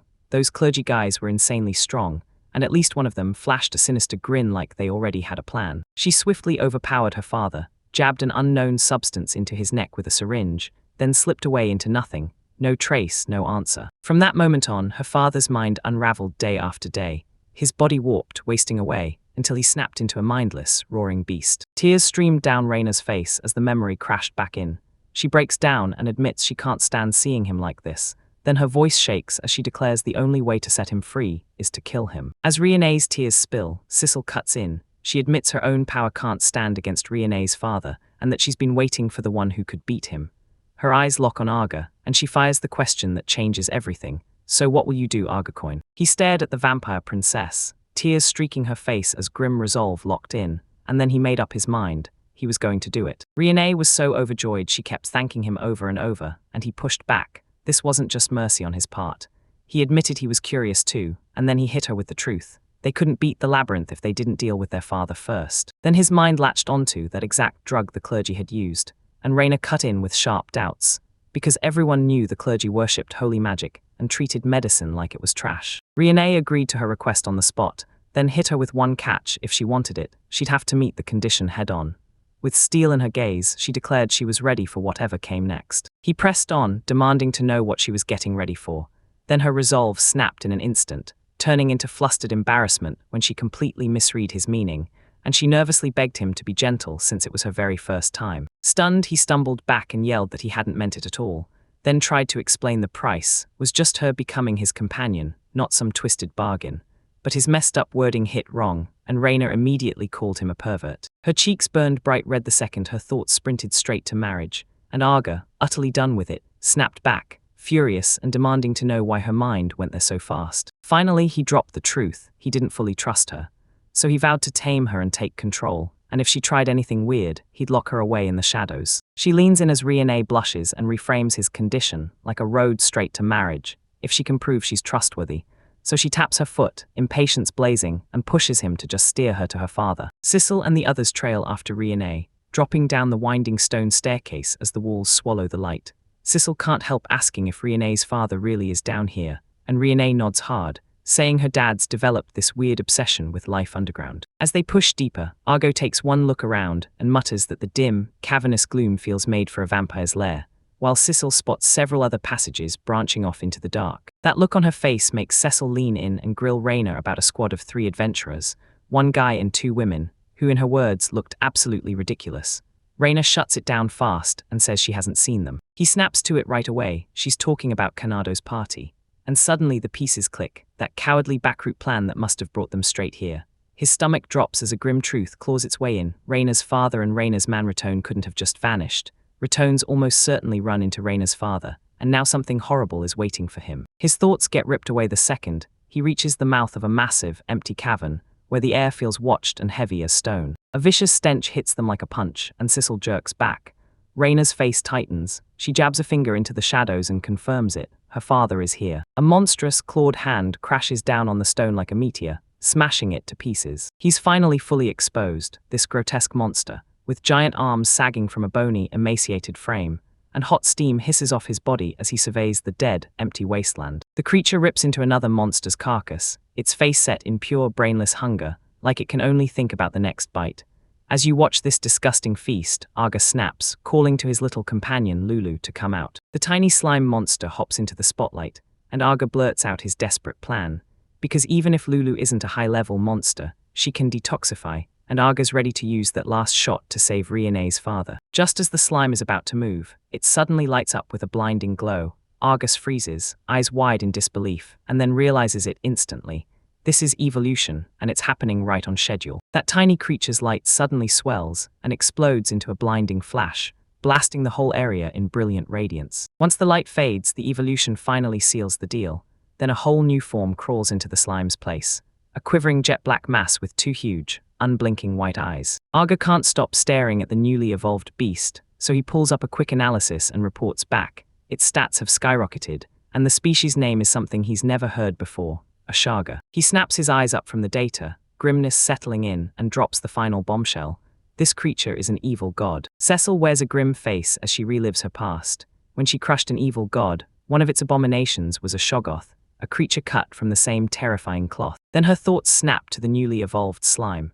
Because everyone knows those evil god monsters come with mind contamination, the kind that can break a person's sanity. Sissel snaps the puzzle together. She recognizes that smell. The drug they injected into Reina's father is the same evil god stuff.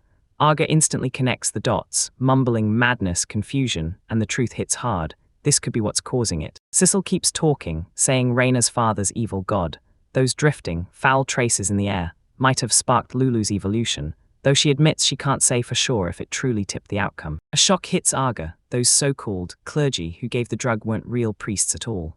Right next to him, erect Rena blurts out why anyone would poison her father like that. He whips around to Reina and demands the final go-ahead. Are they really sure they can end him?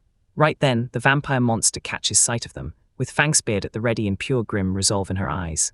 Reina nods and gives the green light. Yes. Once she gives the okay, Argus throws his shout of readiness as the beast barrels toward him, roaring from deep in its throat. He barrels forward straight into the strike, minds locked on one mission: slice off that monster's head for the one fatal blow, the kind even a vampire noble's insane regeneration can't claw back from. He lunged forward, then something slammed the brakes in his body, and his eyes flew wide as realization hit, and he couldn't believe what he was seeing. Before he could even fully register what happened, that monstrous vampire drove a colossal fist straight toward his face. The blast slammed him like a ragdoll across the cavern floor, and Reina burst out his name, panicked and furious, shouting that his reaction had been late for a split second. Unfazed, the beast blasted a guttural roar, and its massive body surged with raw power. As the beast roared, Reina snapped at Arga to open up and keep his distance, and when he hauled himself upright, he scooped a small round object off the ground, showing he'd gotten the plan. The creature lunged again, and its monstrous face twisted into a savage snarl. He whipped the object through the air, and it exploded in a blinding burst right in the vampire's face. He stared at the wreckage and realized the beast didn't even flinch when it got blinded, like the flash did nothing at all. Then it clicked. He didn't need a win, he just needed a little time. And that blinding burst, it wasn't a random trick, it was the new power Lulu, the small slime monster, had just picked up. He rips out a fierce command to his slime, Lulu, to unleash chaos and confusion. Then Lulu shoots out pulsating rings of energy like a weapon. Energy rings slam into the monstrous vampire's back, and the impact bursts with crackling power. He and Reina stare dead on, grim determination wrestling with anxious hope as they wait for the outcome. The moment it hits, the vampires buckle, faces contorting, eyes going wild and mismatched as their minds crash into pure chaos. It jerks its head back and unleashes a brutal, gut-deep scream of agony, its massive hands raking at its own skull in pure torment. The creature screams in agony, thrashing like it's possessed. Shock waves hammer the earth, and the ground cracks and splinters right at Argus's feet. Relief hits him like a wave the second he sees the result, and he mumbles, "It worked," with a shaky, tired smile tugging at his lips. The immediate threat fades, and Reina rushes over, asking Arga what just happened since he's clearly spacing out. She tells him she ran into someone nasty and lost her focus, and Arga snaps back that presence has always been unbearable. Right now, even in this state, it's still dragging him down. His slime unleashed its power to the max, and the monstrous vampire started thrashing on the ground, while his mind broke apart, drowning in total, helpless confusion. Staring at the creature, he finally snapped the puzzle pieces together. Vampires weren't the ones turning things to stone, and that weird look had thrown him off. Maybe this wasn't just some monster, but Ratone, the girl Kanado abandoned, whose powers might have been jolted awake by the evil god's influence. Then his eyes snapped to Riene. He blurted out an apology for making her wait, promising he'd shut the whole confrontation down fast. But those words gave Reina zero comfort. She sobbed as she watched her father tear at himself, stuck in a nightmare of mindless torment. Her deep sorrow didn't slip by unnoticed. His eyes narrowed the moment he clocked her pain. She looked up and pleaded, voice shaking, begging him to make Lulu cancel the chaos she couldn't understand. Because even after the creature lost its mind, it was still her companion's father, and the slime answered with a tiny, broken cry. He got exactly what she wanted.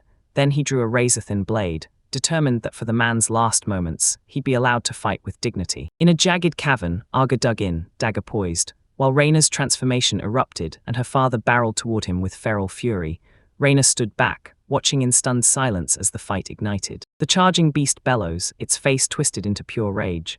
Then he locks eyes with it, jaw set, swearing that this time the outcome won't be the same. The creature whips a massive fist through the air, and Arga snaps up his forearm to block it. Boom. The hit bursts into a visible shockwave as he grits his teeth and holds his ground. Argus locks into the fight as their hands smash together, and those huge, clawed monsters strain with everything they've got against his unbreakable grip. The beast roars again, crushing forward with brutal force. Then he clenches his teeth hard and fights to hold his ground against that raw, unstoppable power. With a burst of raw effort, Arga shoves back hard, crushing the monster's momentum and blasting it flying through the air. A creature crashes to the ground, and the first thing it notices is its own hands right away. From where Reina stands, she gasps in pure horror, while Argus's eye pops wide as the realization hits and leaves him stunned. He locks eyes on the same hideous sight, thick black sludge oozing from the creature's skin and dripping off its fingertips. The vampire who's been transformed just stares at his own corrupted flesh, like something inside him briefly wakes up, flickering in his dead, vacant eyes. Gaga stared down his opponent, then froze when he realized the hit he landed should have been killing it, but the thing just regenerated too fast. A grim chill hit him. This battle would drag on forever unless he could chop the monster's head clean off. He clocks the move and the monstrous vampire fires up, massive arm flexing, muscles swelling with fresh power, while Argo just watches from afar, face totally stone cold. Then he slams his fist into the ground with a catastrophic thud, cracking the stone clean beneath him. Watching from afar, Reina's face twists in pure disbelief as she stares at this pointless wreckage, and she can't stop herself from blurting out what on earth her father is really trying to pull off. Then his father drops his arm down and grips a massive chunk of broken rock with zero effort. With a brutal heave, he whips the makeshift projectile through the air. Arga has to lunge aside as it smashes the ground exactly where he was standing. The monster rips into a gut-churning roar, then hauls up another chunk of rubble like it's nothing, ready to smash again. A confident smirk cracked across Argus' face the moment he clocked the new game plan. His opponent had ditched punching and started hurling objects, because every strike would have gotten him slashed instead. Fine asterisk, Argus thought, as long as those attacks never land. He clenched his teeth, eyes bulging with pure alarm, because his opponent staying at arm's length was no longer workable. He turns to her, asking if he needs help, but she snaps back that if she brings down the creature, it won't be his conquest. Arga is already in motion, and he shouts for her help. He makes it crystal clear he doesn't want her in the fight, then snaps his hand toward the rocky ground and orders her to go grab someone from over there. Ratone lies crumpled among the rubble, motionless, exposed, and completely at the mercy of the wreckage. He tells her he can't go all in while she's in the line of fire. One stray hit could blow her apart, so he has to be careful. Sissel gets it and agrees to take the job, and she tells him it'll be quick. Then Reina jumps in too, ready to help. In the next blink, Sissel disappears without a trace, poof, gone. Reina whips around, stunned, desperate to figure out where he vanished to. Meanwhile, the monstrous vampire's eyes bulge with raw disbelief, and in the blink of an eye, Arga slams the distance shut, popping right in front of him. The reason behind that impossible speed clicks instantly. Sissel is standing where Arga was, winking and flashing a peace sign like it's all a game. Then she turns to Rione's father and praises him for keeping up with every move by sight. Her lightning-fast moves stunned the monstrous vampire, ripping a raw, guttural groan from its throat as it staggered backward, thrown off by how close its new attacker had gotten. That monster's massive body slammed into the cavern wall, jolting the whole ground with tremors, and Sissel, right after finishing her high-speed swap, stared in shock at the brutal impact. From his fresh position, he was suddenly staring down a stunned beast, and Arga flashed a confident grin, then thanked his swift ally with full-on gratitude. Rione, the vampire princess, wasn't the only one staring as everything snapped into motion in the blink of an eye. She watched from afar, absolutely stunned that the pieces could move that fast. Meanwhile, Sissel, safe and out of the thick of the fight, cradled the unconscious Ratone in her arms and muttered that it felt way too heavy, like her buddy needed to lay off the extra weight. With her voice clear of danger, Argus steadied himself and snapped that now he was free to move and go all out in the fight, while Reina, still reeling from the blur, realized in pure shock that she never saw the switch happen at all. His declaration hit like thunder, and the crowd erupted in a furious roar as the vampire monster clawed itself up from the rubble, eyes blazing with rage, finally not caught off guard anymore. When the beast's fury surged, Argus snapped into action. He unleashed his power and summoned his skeletal serpent, Lala, roaring for it to rise and torch everything with its dragon breath. His command brooked no refusal. Then the skull serpent erupted with dragon breath, blasting the battlefield into a roaring storm of force and blinding light. The blast exploded into a choking wall of dust and smoke, swallowing the whole battlefield. Reina slapped a hand to her eyes, strained to see through the haze, and shouted that her vision was totally, completely blocked. Right out of that thick smoke, a monstrous roar ripped through the air, and the enraged vampire shot forward, totally unfazed by the brutal strike. He shoved through the thick dust, feral eyes slicing the haze as a low growl churned in his chest, hunting his target. But as he charged ahead, a brutal hit slammed into his back and ripped him off balance, sending his body crashing forward and lurching out of control. His monstrous face twisted with pure confusion and agony as he stumbled and stared down, his eyes bulging, when he saw something dark slam straight through his own body. The attack didn't come from some sharp blade, it came from something way more bizarre. A tiny, trembling slime clutched in a hand. Aga stood behind the stunned creature, face set like stone, then he spilled his plan. The slime was just a decoy. With one last soft word, he let the vampire go, right as life drained from the monster's eyes. Aga barely ducks in time to avoid the monstrous vampire's last, desperate punch, and the thing roars as its fist crashes into the dirt where he was, while Renee and Sissel from afar stare at the fight with blown-wide, stunned eyes. With that blow landing, Rena's father, this huge, monstrous thing, starts to break apart, his limbs dropping off as his body dissolves into black ash. As the creature crumbles apart, its dark essence blasts across the cavern floor. Argo locks eyes with it, calm and unshaken, as the final traces of a vampire lord evaporate right in front of him. With the vampire lord finally down, he whirled on his heel and stormed away from where the body hit, dragging only faint wisps of dark energy in his wake. Now he snaps his focus to the princess, slumped on her knees, and he creeps toward her with careful steps, asking if she's okay. Still shaking with tears, Reina chokes out a final, gut-wrenching farewell to her father. She tilts her face up to him, tears pouring down, and still she squeezes out a tiny, aching smile, admitting it hurts like hell but stubbornly insisting, "I'm fine." Her voice shakes as she blurts out her tangled emotions, admitting it would have hurt even worse to watch her deranged father cling to life in that monstrous, broken state. With pure determination in her eyes, she thanks him properly for everything he's done, and Aga just brushes it off. "Don't bring it up," his gaze sliding straight to a little chest that's popped up nearby. He drops to one knee before the treasure chest that spawned right after the fight, points it out like, "This is a boss drop," and with a vampire's severed head sitting close by, he blurts out, half curious, half terrified, what kind of reward could be inside. With her stare locked on his chest, Sissel's eyes slide past him, and then they widen because the dead vampire's remains look horribly, terribly wrong. The severed head snaps back to life out of nowhere. Its eyes blaze with a vicious, white glare, and its jaw yanks open with a crack that sounds completely wrong, like it shouldn't exist. Sissel fires off a frantic warning to Aga right away, screaming that the head is still alive and moving.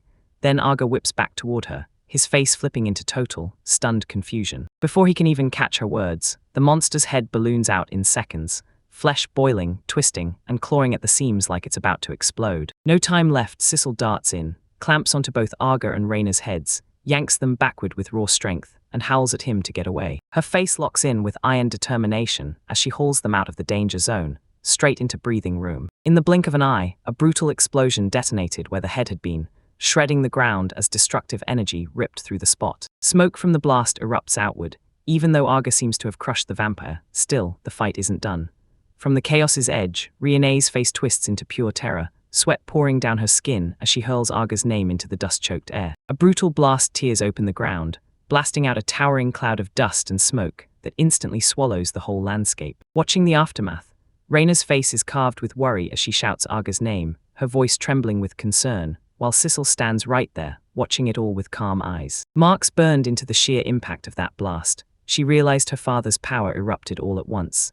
She'd been sure the evil god's power had been boosted, and that Aga had gotten strong enough to track her every move with his eyes.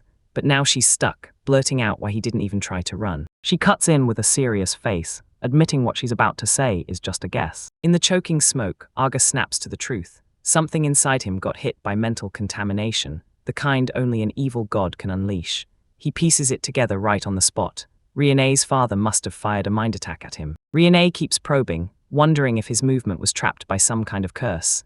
Then her eyes go huge, because the thought feels flat out impossible. Elena snaps in surprise when a voice creeps up behind her, calmly asking if she's the one who's wrong. He bursts out of the fading smoke, his lower body still breaking into particles. Rione's face lights up instantly as she blurts his name, so relieved he's safe, and Aga calmly explains it wasn't an attack, just something like it. He'd seen the danger coming, so he had Lala stand guard right at the exact second the explosion hit. Then he thrust a tiny chest into Rione's hands and said it was a gift from her father, like a perfect boss drop.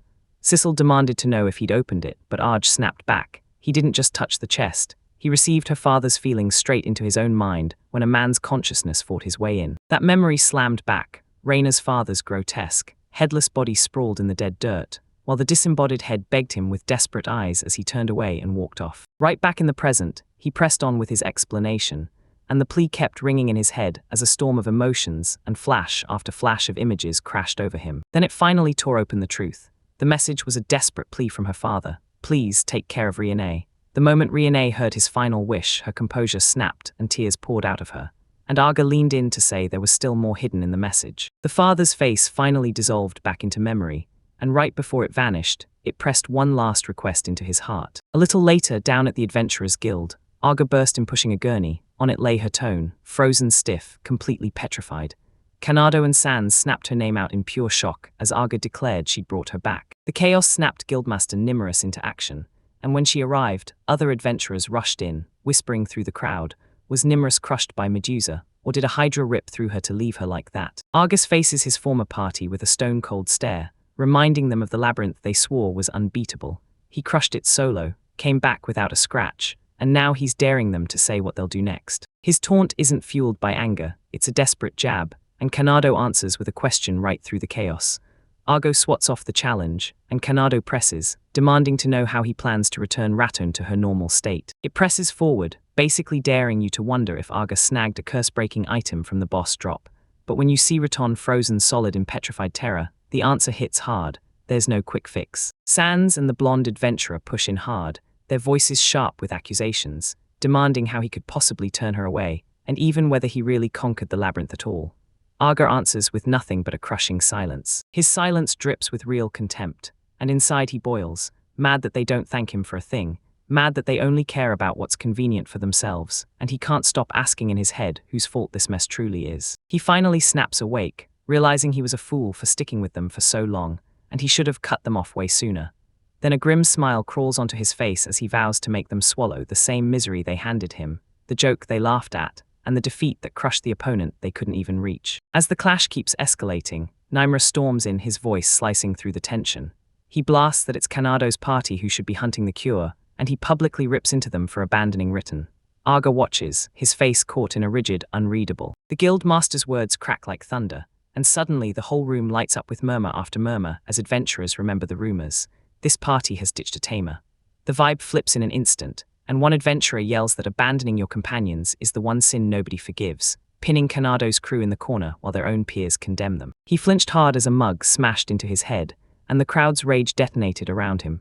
Other adventurers spat insults and launched objects, screaming that he was scum and a disgrace to their whole profession. Beside him, Sans screamed too, caught in the barrage, begging them to stop as the chaos kept crashing harder and harder. An enraged mob surged closer, their voices blending into one vicious roar.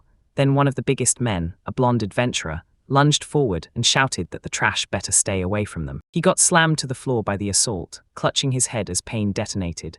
Then the truth hit like a punch. Damn that Arga. He'd seen this coming and set up a handover at the guild just to blow them wide open. Desperate, he scrambled upright, spun toward the one person who could actually call the shots, the guild master, and begged Nimra for help, swearing the others had no clue what was really going on. Numerous stared down with a stone-cold face, slicing through every excuse and calling it what it was they'd left their companion behind.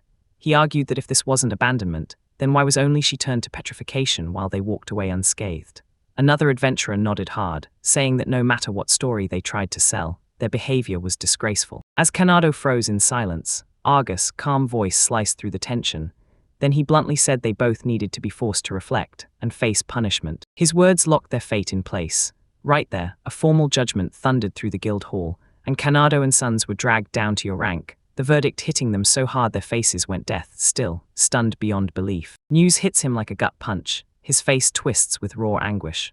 Dropping to E rank feels like the world just ended, even though it took him 5 brutal years to claw his way up to the coveted S rank. As Kanado wrestles with his fate, Arga turns his back and strides away from the guild hall, and the guild master's voice snaps after him. Find a cure for his petrified companion, and don't forget that punishment was earned. Before he goes too far, a familiar voice slams the brakes on him, demanding to know if his business is done. It's Riene, now glowing in an elegant gown, standing with Sissel at her side.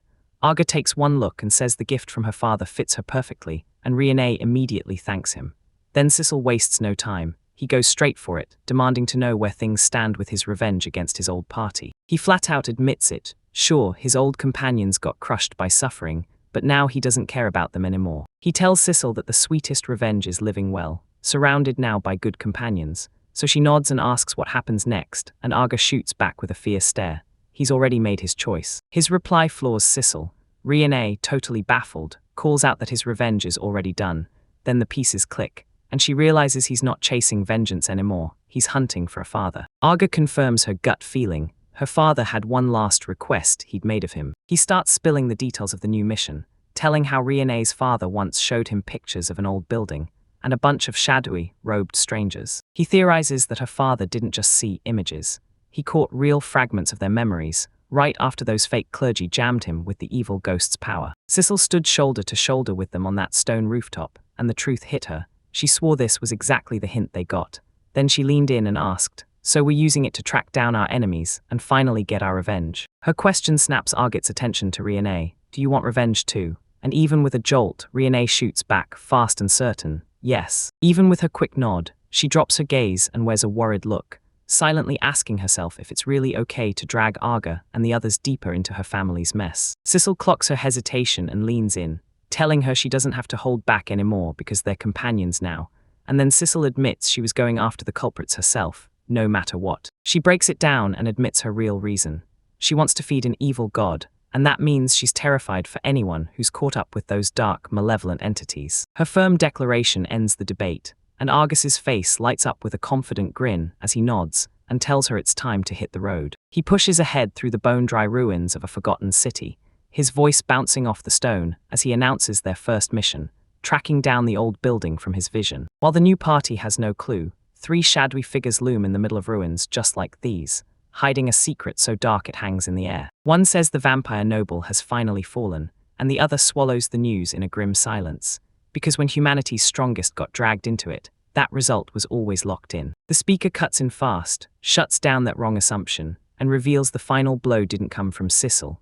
It was her companion, Aga, a tamer with a second job, while the older mustached guy standing next to him scoffs like he can't believe it. The talk keeps rolling, and one of the figures blurts out that the vampire princess has joined them too.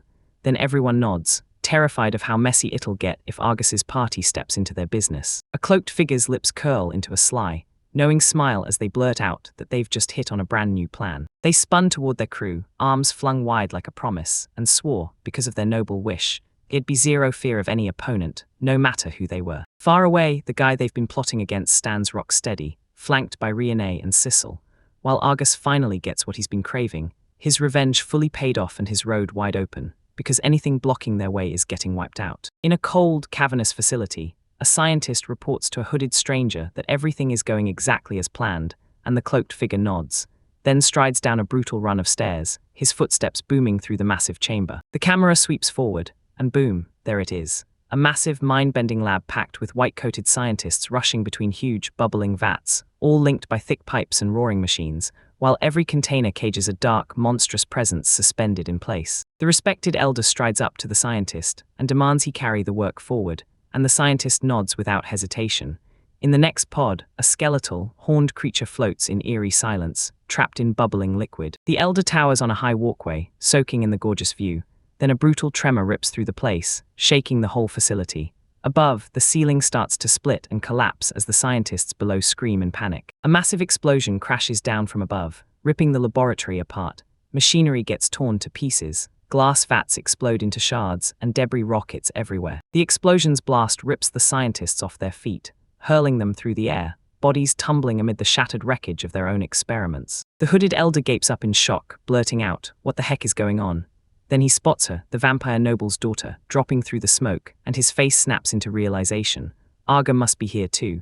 He swallows hard and mutters that Aga has blown up into quite the famous name. Urga and Sissel stand unshaken amid the wreckage, while Arta grins and admits he can't believe some shady old man, who he doesn't even know, would know his name, and Sissel chimes in that yeah, he's definitely made it big. He calmly stares down the groaning hooded figure, and even in his clear pain the old man barks, "How did you find this secret spot?" Aga answers that a gentle vampire noble slipped him the hint. A confident smirk snaps onto his face as he finally lays out the truth. He didn't come for answers. He came to strike back and avenge someone they wronged. The old elder clergyman leans back, stroking his chin like he's solving a riddle, then decides, "Since we're here, I'm grilling you about your real objectives." His calm snaps like glass. He whips around, barks orders at his subordinates, and screams for them to unleash the magic beast to chew up the intruders. At his command, 2 monstrous, serpentine horrors exploded into the scene with a brutal guttural roar. As the monsters slam into the trio, the old clergyman finally sees his opening, because trapped alone, he knows he's got to make a move. so he seizes his chance to bolt, while his own horrors keep the rest of them tangled up and staring. A battle is over in a blink. One impossibly fast strike tears through the air and slices off the heads of both monsters in a single, clean moment. The clergyman freezes, his escape plan already forwarded, and then he snaps into utter shock when Sissel is standing right behind him, her blade still poised from the strike. While she kept watch, the elder clergyman didn't even look at her. His eyes locked onto Riene, and her destructive power left him reeling. He couldn't stop asking whether the vampire noble's daughter was born with that strength or if fusion techniques had done it. Then Riene, standing over the monster's remains, calmly shut him down. She hadn't used fusions at all. Cecil then explained that this was Riene's natural gift. Hidden power that only erupted once rage over what happened to her father finally lit the fuse. Vargas surged forward, demanding the old man spill what he did to take down his father, while the cornered clergyman, drenched in sweat and terror, could only choke out a threat, swearing the impudent brats would regret it. That threat got answered in a blur. Raina shot forward like lightning and smashed the clergyman to the ground before he could even react. Her lightning-fast move made Arga snap, warning her not to kill their captive before they could squeeze answers out of him. Riene fired back that the man had twitched in a suspicious way, so she had no choice. She glanced back and snapped, making it clear. Yeah, her attack landed, but he wasn't dead. Sure enough, the clergyman was sprawled on the ground, still breathing, but completely wrecked, spitting curses at her, while Riene leaned in and said she'd used blood magic to keep him alive just long enough to talk, then urged them to make every second count. Sissel heard that and marched straight up to the down man, pressing him to explain whether the real goal was to resurrect the evil god she once crushed, only for the clergyman to choke on disbelief and bark, furious, that it was all nonsense. That old denial from the clergyman smashes to pieces. His eyes go wild as he blurts out that the revival of the Lord Evil God isn't some far-off fantasy anymore. It's happening soon, and they've been pushing it forward for real. He breaks it all down and pulls out a syringe packed with a dark liquid, then admits the truth. They scraped up what was left of the evil god's blood, stuffed it into different creatures, and ran the experiment to see exactly what would happen when that god tried to come back. Hearing that, Raina's face snaps into pure fury, because it clicks right there that her father didn't die for some random reason. He was sacrificed on purpose for this monstrous plan, a noble offering meant to make it all work. The clergyman grins like he's lost his mind, and just like that, he confirms her fears. Every test subject is marked to be used as food for the Lord Evil God. He locks his gaze on Sissel and snaps, calling her the sinful daughter who once murdered their god, then demands to know if she understands their terrifying scheme. The amplified power will be fed through test subjects, and their own flesh and blood will serve as the nourishment. He booms that their god's about to come back with power even bigger than the one Sissel shattered, and as he celebrates, Riene murmurs that her father really got the short end of the stick. That twisted clergyman finally cracks Sissel's composure. She erupts in a furious shout, calling him a bastard and smashing his so-called honor, saying if her own father had grown the way they planned and she was offered to the evil god, it would have been the farthest thing from honor. As her furious words slice through the air, Arga stays ice calm and watches everything unfold, then turns to the others and grins, saying the clergyman won't shut up. Sure, it's annoying, but at least his non-stop talk is useful. He hears the old clergyman's severed head sneer, claiming the plan means nothing because the god's resurrection can't be stopped. Then the elder swears Arga and his crew will die right there, but Arga just stays calm and tells him that's impossible. Just to prove the clergyman's warning wasn't bluff, the ground buckled and bubbled. Then a vile, shifting lump of flesh and black liquid surged up from the floor, swallowing everything around it. Cecil stares at the horrifying scene, jaw tight as she goes. That thing is swallowing monster and human corpses, churning their flesh and blood into one body, and then she whispers the worst truth. It's a desperate kind of magic. With a triumphant sneer, the severed head proves her theory right. He snaps that he triggered the spell before they cut him down, and now everything nearby will fuse into one grotesque mass of flesh, food for the evil god. With a final, insane shout, he declares that their fate is sealed too. Then a disgusting mass explodes forward, whipping out flesh tendrils straight at the three adventurers. Even with danger right in front of him, Artie doesn't flinch, his eyes narrow tight, locked in as he sizes everything up with ice-cold focus. He shoots forward like lightning, brushing off the threat as way too slow to land.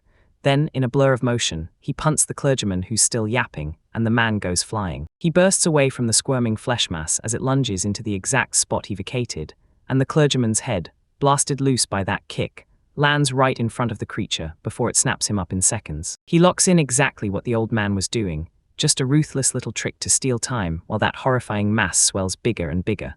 Once he sees there's nothing else to learn, he shuts the door with a hard, cold goodbye. With his decision locked in, he whirls away from the spreading nightmare and barks an order at his monstrous sidekick. Lala, burn everything, even this whole facility. And from deep inside the flesh, the elder's head spits out one last cursed scream. The skull serpent obeys on the spot, swallowing the clergyman's head in a violent blast of destructive energy. Then his last curse rips out as a blood-curdling scream of agony. The scream dies mid-breath as the whole mass rips apart in a blinding blast, shaking the chamber like it's being torn in two. As the light dies, the grotesque creature is gone. Only a smoldering crater burns in the ground where it once stood. Sissel snaps her gaze to Arga, face washed in sorrow, and admits she'd wanted to kill the clergyman herself. Raina cuts in with a quick apology for Arga and warns Sissel that other monsters still have to pay for what they did. And that's when Sissel blurts the terrifying question.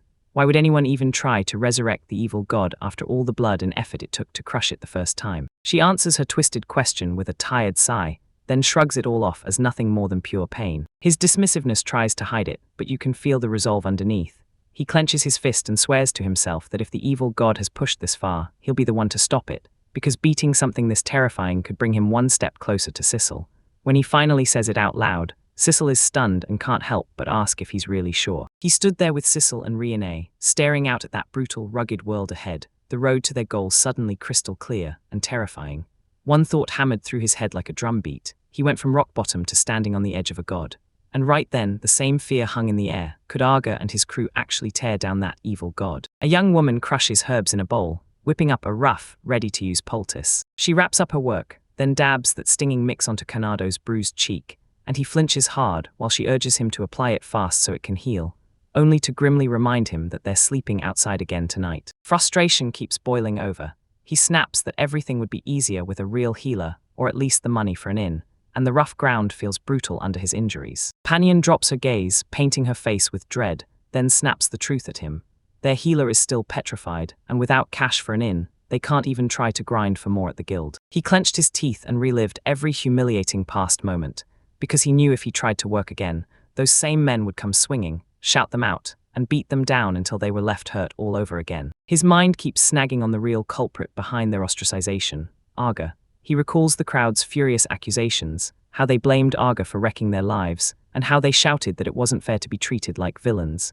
Just as he's lost in it, his companion snaps him back, asking if he's hurt. Right before he can even answer, a tiny creature explodes out of the tall grass. Canado jerks in panic, barks a warning to his companion to freeze, and swears it's a monster. A tiny little serpent, harmless-looking, almost playful, loops itself around his extended wrist like it's claiming him. He freezes, staring at his arm in total shock. The tiny wound the creature left is gone, completely wiped away. It's healed, he blurts, disbelief and awe exploding out of him. He whips around to the woman who just showed up, grilling her for her name, and she just smiles, eyes calm, pointing out the wounds on both of them, saying she'll heal every single one, even as the tiny serpent monster curls on her hand. Shadow shrouds her face, bangs swallow her eyes whole, and she curls into a faint, unsettling smile like she's hiding a secret. Meanwhile, in some other town, Argus slumps alone at an outdoor table, cradling a warm cup as the night closes in. Beams erupted from him like a joyful storm, pure and unfiltered. You can tell she's in a good mood. She beams and practically shouts, "Of course I'm happy."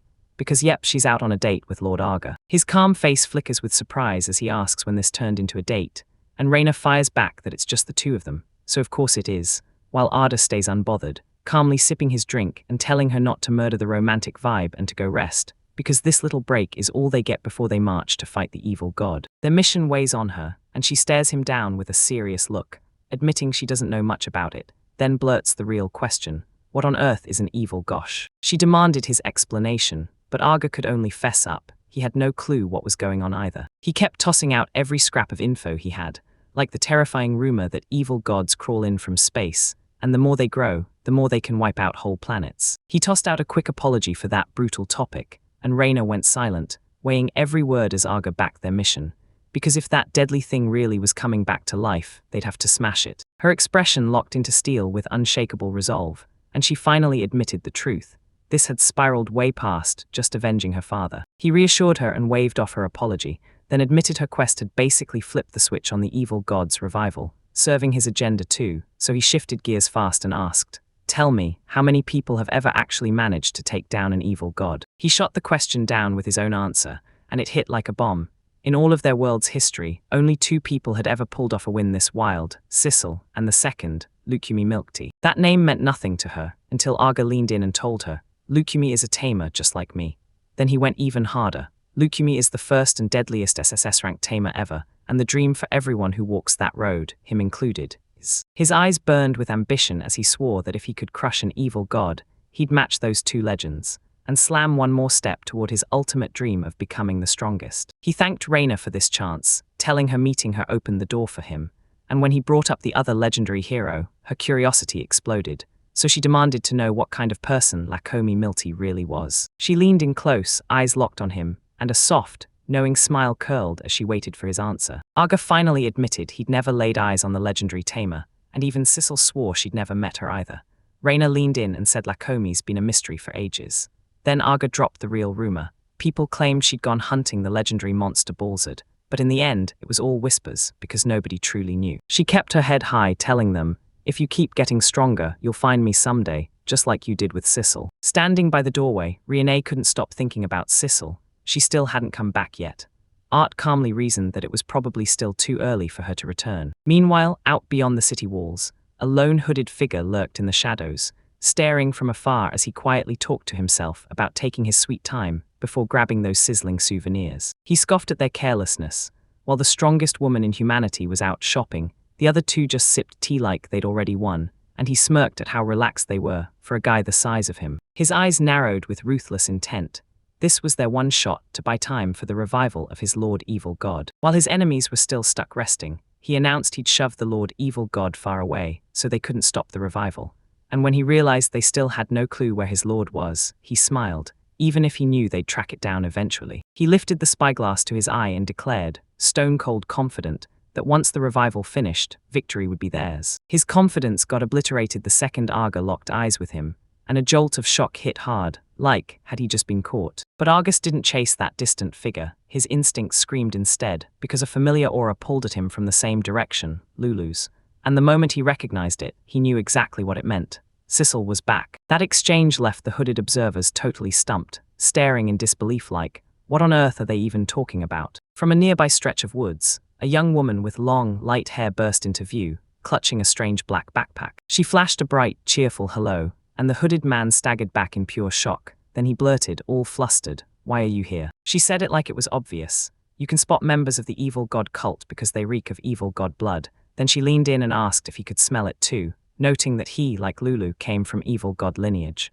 The moment it hit, terror slammed into him and left him frozen. He gawked in disbelief, mind scrambling to process why she was standing right there, while smoke billowed in the distance over the ruins of his operations, proof of the devastation she'd carved into the world. With a calm voice, she crushed his hopes and told him the truth. Every one of his last research facilities was already gone. Then she explained how they tracked each location using their ability to sniff out evil gods, and how they struck so fast he didn't even get a single warning. She kept her face calm, but every word hit like a hammer. She said she almost never gets angry, yet she made it crystal clear. The evil god will not be revived, not on her watch. With the hooded woman's threat hanging in the air, his follower snapped around and demanded answers. What do they do now, and who missed her movements? Then he pressed, asking whether they should hand the call to someone named Reina. Before the leader could even open his mouth, the follower launched a tiny sphere that burst into a blinding flash. Then he bolted, using the blast as cover, while Lukumi just stood there, watching the whole thing like it was nothing. Suddenly, Aga burst onto the scene, eyes wide with pure shock, like reality just slapped him. One hard jolt hit, and he realized this was way bigger than he ever expected. His first instinct screamed to back off and regroup. He stood right in front of Lukumi, and she just stared back with a calm, placid face. Then his sudden arrival hit the hooded follower like a wrecking ball, and the man yelped in pure shock. The whole confrontation was over in a blink. Aga crumpled to the ground, completely defeated, as Lukumi loomed over his fallen body. She strides up to Sissel and announces she's back, and Sissel can only stare at her speed. With a smug grin, she tells him his expectations were naive.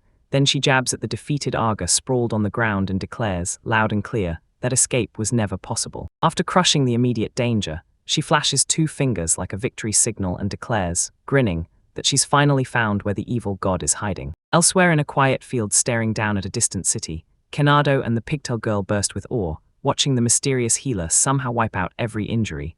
She didn't just help, she saved them all. The healer leans in, face heavy and grim, her bangs hiding her eyes as she murmurs, "The more I hear, the worse it gets." Hearing that, Kanado explodes with agreement, screaming that Aga really is a menace for pushing his old comrades into this mess, and insisting she finally has to understand what they're going through. Her eyes blaze with sharp intensity as they lock onto him, and she cuts straight to the point. If revenge is what they want, she'll help them. The second revenge gets mentioned, Anato's eyes widen because she's not just someone watching the chaos.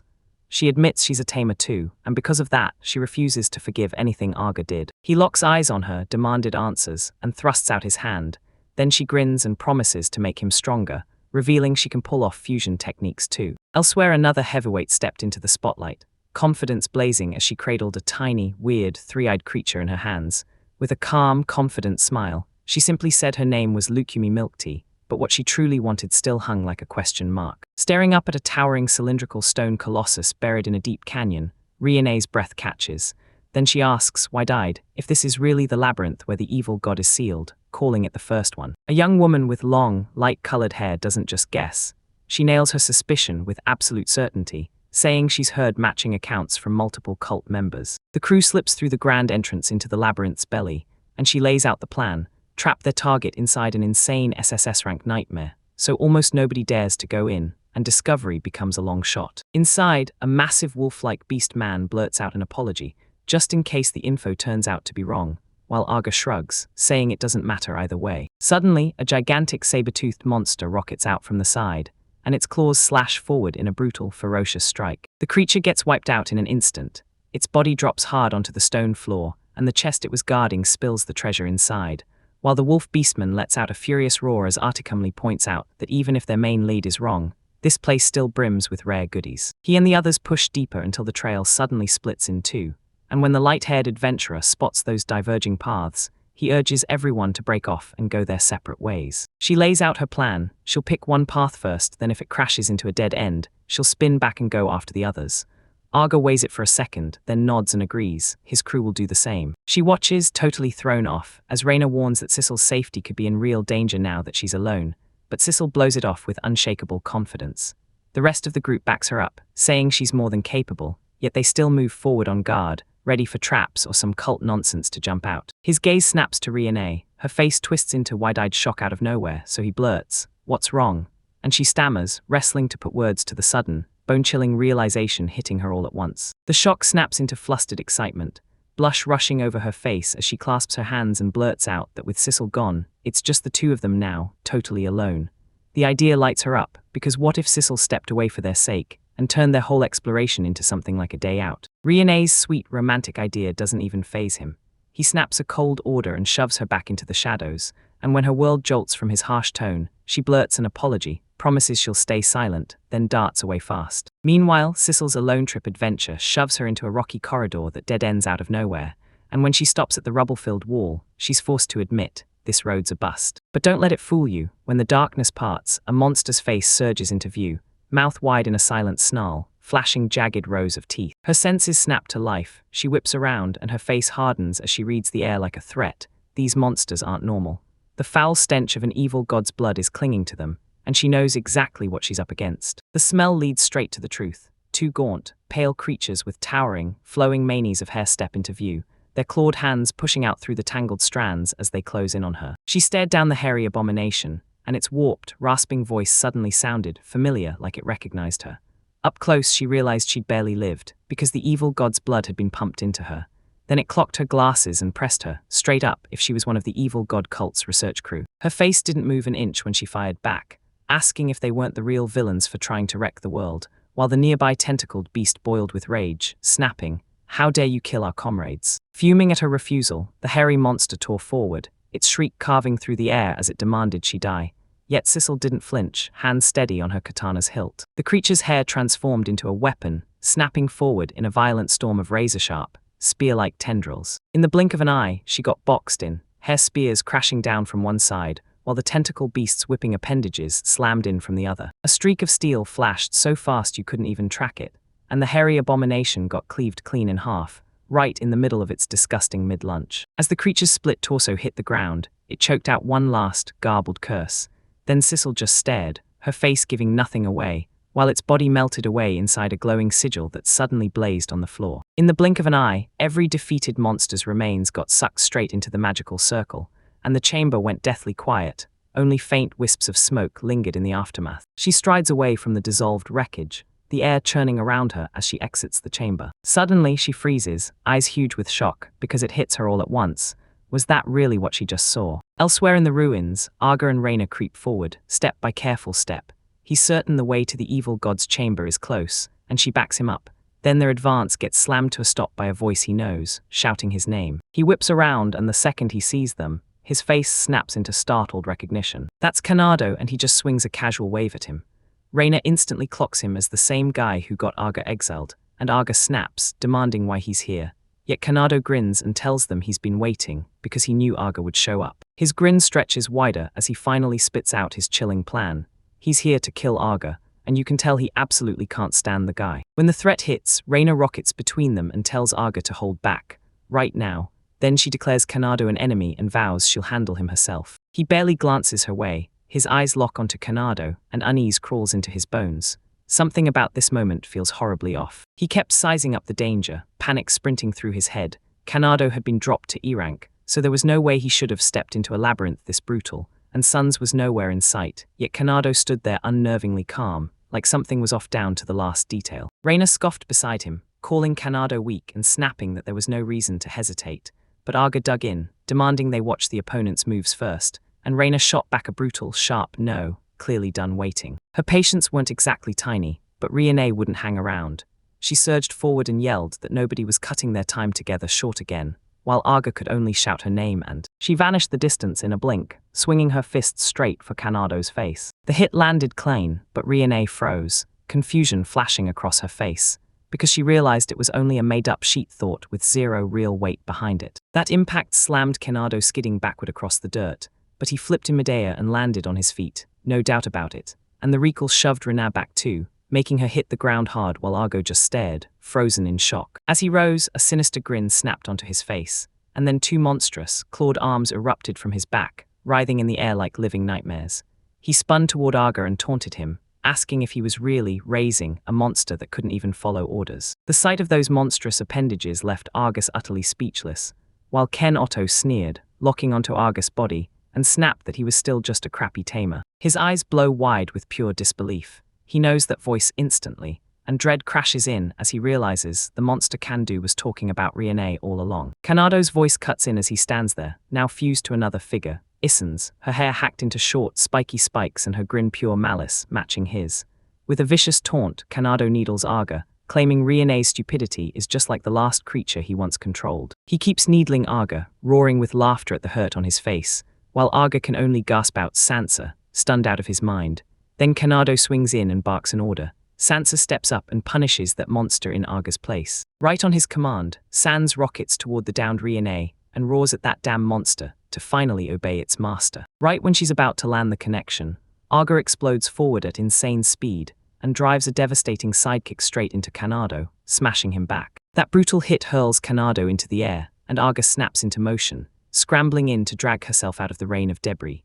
He shouts her name over and over, begging her to open her eyes because right now she's lying still, trapped under the rubble. The attack barely even fazed him. Kanado jerked himself up, laughing like it was nothing, while Sans still clung to his side, blasting out that they'd gotten stronger. Arga freezes in bewilderment, practically demanding answers. Did that evil god cult really cause their transformation? Kanado looks just as lost, like, what are you even talking about? Then he snaps back the truth. It wasn't a cult at all, but a kind tamer who turned them into this, and Arga is left staring in pure, speechless shock. He froze in disbelief, barely able to whisper the question, and then, after Kanado flashed that confident, cruel smirk, he dropped their benefactor's name, Lukomi Milty. He bragged that Lukomi was a legendary tamer, stronger and more capable than Arta could ever hope to become. Inside the guild hall, the receptionist with the unmistakable cat ears bursts in, eyes blazing with pure excitement. Then she shouts the news. She spotted an incredible person, and yep, it was El Komi. The adventurers don't buy it for a second. Nymra's man snaps that Lakomi is the SSS-ranked tamer. Someone else slams back that nobody's seen her in 4 years, and the receptionist practically erupts, swearing she spotted Lakomi on the edge of town and knows her face to face. So yeah, it has to be her. She swears she can't possibly be wrong, then admits that long ago when she was a full-on troublemaker, she actually got beaten by Lakomi. That personal revelation blindsides Kanado, and she can't stop herself from asking why she's suddenly so out of control. Naimura brushes past it and barrels straight into the interrogation, demanding answers about why Kanado's party is even hanging with Lakoma. Expression hardening, Kanado confirms what Nimra's was told. He and the others who filled him in, and Lakomi's right there with them. He leans into the revelation, standing shoulder to shoulder with a determined Sans, and declares that Lukumi will forge them into something stronger, so they can finally smash Aga and take their revenge, because with his finger pointed ahead, he's got one thing locked in. Aga is next. A bold declaration slams into the guild like a bomb, and the place fills with stunned disbelief. Razzle fires off the question, how in the world did Kanado team up with Lakomi? Nimura scratches his head too, because everyone knows Lakomi usually runs solo, yet the receptionist swore she was there alone.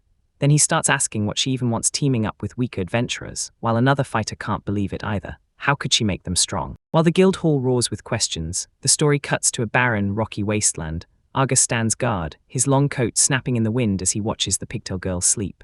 Behind him, Kanado glares on, fist clenched hard. Far off, a lonely tower juts into the sky like a threat. He leaned in, jaw tight, as Kanado grinned and basically confirmed his worst fears. Lakumi, the legendary Tamer, could pull off fusion too. Kanado made that crystal clear. And the moment that name hit Aga's mind, dread slammed into him, because now he wasn't guessing anymore. He had to face the power he'd been terrified of. Right then, a grotesque metamorphosis erupted. Kanato and the pigtail girl fused into one even deadlier force. Flashing a confident grin, the new warrior swore they were reborn, roaring that the fusion had smashed their strength to a whole new level. Argus's shocked, uneasy face felt like a win to him. He even called it a nice expression. Then a roar tore out of his chest as he demanded the fuse, stacked with fear, and lunged forward to smash the attack. The whole assault turned into a blur. One thunderous right hook snapped in, then a fast kick slammed next, and Aga had to scramble on the defensive while the fused warrior cackled like a maniac. Got shoved back by their non-stop barrage, snapping a frustrated tongue, as the clash jettisoned a little rock off the barren ground. Africa kept slamming into parries and dodges, his eyes darting like lightning as he hunted for the one opening in the fused warrior's unstoppable assault. He found it, and in a blink, the rock tore out of the ground like a bullet, smashing straight into his opponent's eye with a brutal, sickening splatter. That brutal injury didn't stop them. It sparked laughter, and I watched the warrior's eye bubbled and reformed in an instant, mocking Argus as they demanded if he truly thought he'd won, because the wild power to regenerate any wound. Yeah, they said it came straight from Lakomi. The fused warriors threw their arms wide, bragging that by fusing with all kinds of monsters, they'd forged bodies that Aga couldn't beat. Argus didn't bat an eye at their show. He told coolly he felt zero fear and zero despair in their power, then flipped the question back on them. Is that how you feel too? Their confidence cracked into pure shock. Argus' face tightened as he made it brutally clear that what he really feared was their hopelessly idiotic mindset. He snapped, grilling them for their naivete, and demanding whether they honestly thought meeting someone named Lakumi was just coincidence, or fate. He pushed forward, voice razor-sharp, and told Claire, Lakomi was 100% tied to the evil god cult, and they'd only been picked so the cult could use them. He broke down the cult's usual tricks, basically saying they'd probably dressed up as some famous warrior to snag trust, because Aga couldn't believe even idiots like them would have gone along if they'd ever just flat-out admitted they were an evil god cult. The manipulation he pulled off came with a brutal price. Aga told them that the monster they fused with was likely some kind of evil god horror, and now tainted blood was mixed into their veins, so he delivered a chilling warning. They'd slowly, inevitably fade out of their human form. Like his words were a curse, the fused warrior's body snapped into violent contortions, arms twisting and stretching into grotesque, impossible shapes, while they screamed in raw, unbearable agony. He watched the whole transformation unfold, stone-cold with zero pity, a look of cruel contempt frozen on his face. Aga seethed in his thoughts, furious that they kept blaming others, sneering at people and clinging to anyone who'd take them in, because to him, this was the only end these ugly beings deserved. He stares at the writhing, fused monstrosity with pure disgust, and spits that it's not just their hearts. Now their bodies have rotted into something ugly, too. The creature snarls out a curse at him, and he calmly admits they've definitely gotten stronger, then shrugs it off like it's still trash, even if it's shiny now. Enraged, diffused being explodes forward in a blinding rush, hammering into them at terrifying speed, and Aga braces for the impact, telling himself he has to settle this with them in this new form. His stretched-out limbs lash through the air, but he glides out of the way like it's nothing. Pissed off at the chaos, he growls, and the creature screams his name and charges again, lashing out with all those wild, flailing appendages. He darts through the chaos, blade flashing like lightning, Then he hacks the monster apart in one violent rush, parts flying everywhere. The mangled body drops hard to the ground, defeated for the moment as dust and debris explode around it. From the wreckage, a defiant voice roars, swearing it won't go down. Then, with a wild grin, the fuse being vows it'll regenerate. Even with the creature's vow to regenerate, Aga didn't flinch, just stayed rock steady. He snapped his command and summoned Lulu the Shagath, and she tore the air apart with crushed hope, blasting a shimmering wave across the battlefield. With a grin full of confidence, the fuse scoffed that a flesh wound like that would regenerate in a blink, until the process stuttered, and shock blew away its arrogance in an instant. The creature shrieked in panic, baffled by why its wounds wouldn't knit back together, and Arta just stayed calm as she explained it. Lulu's an evil god-type monster that blasts out special waves that shut down regeneration in monsters like them. And yeah, she even reminded him that Riene's dad, who could regenerate too, got his power snuffed when Lulu hit him with a brutal mental attack. As the fused adventurer stared down in pure horror, the truth hit like a punch. "My body is breaking apart," they gasped, watching their form dissolve before their eyes. With one last gut-wrenching scream, the creature's body blew apart, turning instantly into dust and crackling energy. The fusion shattered, and the pigtail girl crumpled lifeless on the ground. As the energy faded, Kanado's top half tore free, then he crawled forward on pure spite. "I'll kill you," he snarled at Aga. Before he could move another step, a sharp feminine voice sliced through the air. "Hey." Reina dropped from above like a storm cloud, face carved from ice. Then a whole arsenal of blades and arrows erupted around her, all locked onto Kanado's helpless body as he just gaped upward, totally frozen. He could only freeze in horror as Riene loomed over him, that razor-toothed grin stretching wide, and her taunts cut right into him about what he'd done earlier. Without another word, her summoned weapons slammed down and skewered him from every direction, shredding his body. He tore out one last agonizing scream, cursing Aga to his core and blaming him for the loss, while Aga, from afar, watched the brutal end unfold without so much as a twitch in his expression. Blades tore through him, and in a blink, his body melted into a bubbling puddle on the ground, leaving his final curses to die out in the dead silence. Sissel and the pigtail girl tore into his space, sprinting toward him, and Sissel shouted his name like the world was about to end. As they regrouped, that massive, intricate magical seal on the ground started to crumble, its glowing light thinning out until it sank into the dust. Gawking at the wreckage, Sissel stood shoulder to shoulder with Aga and Reina,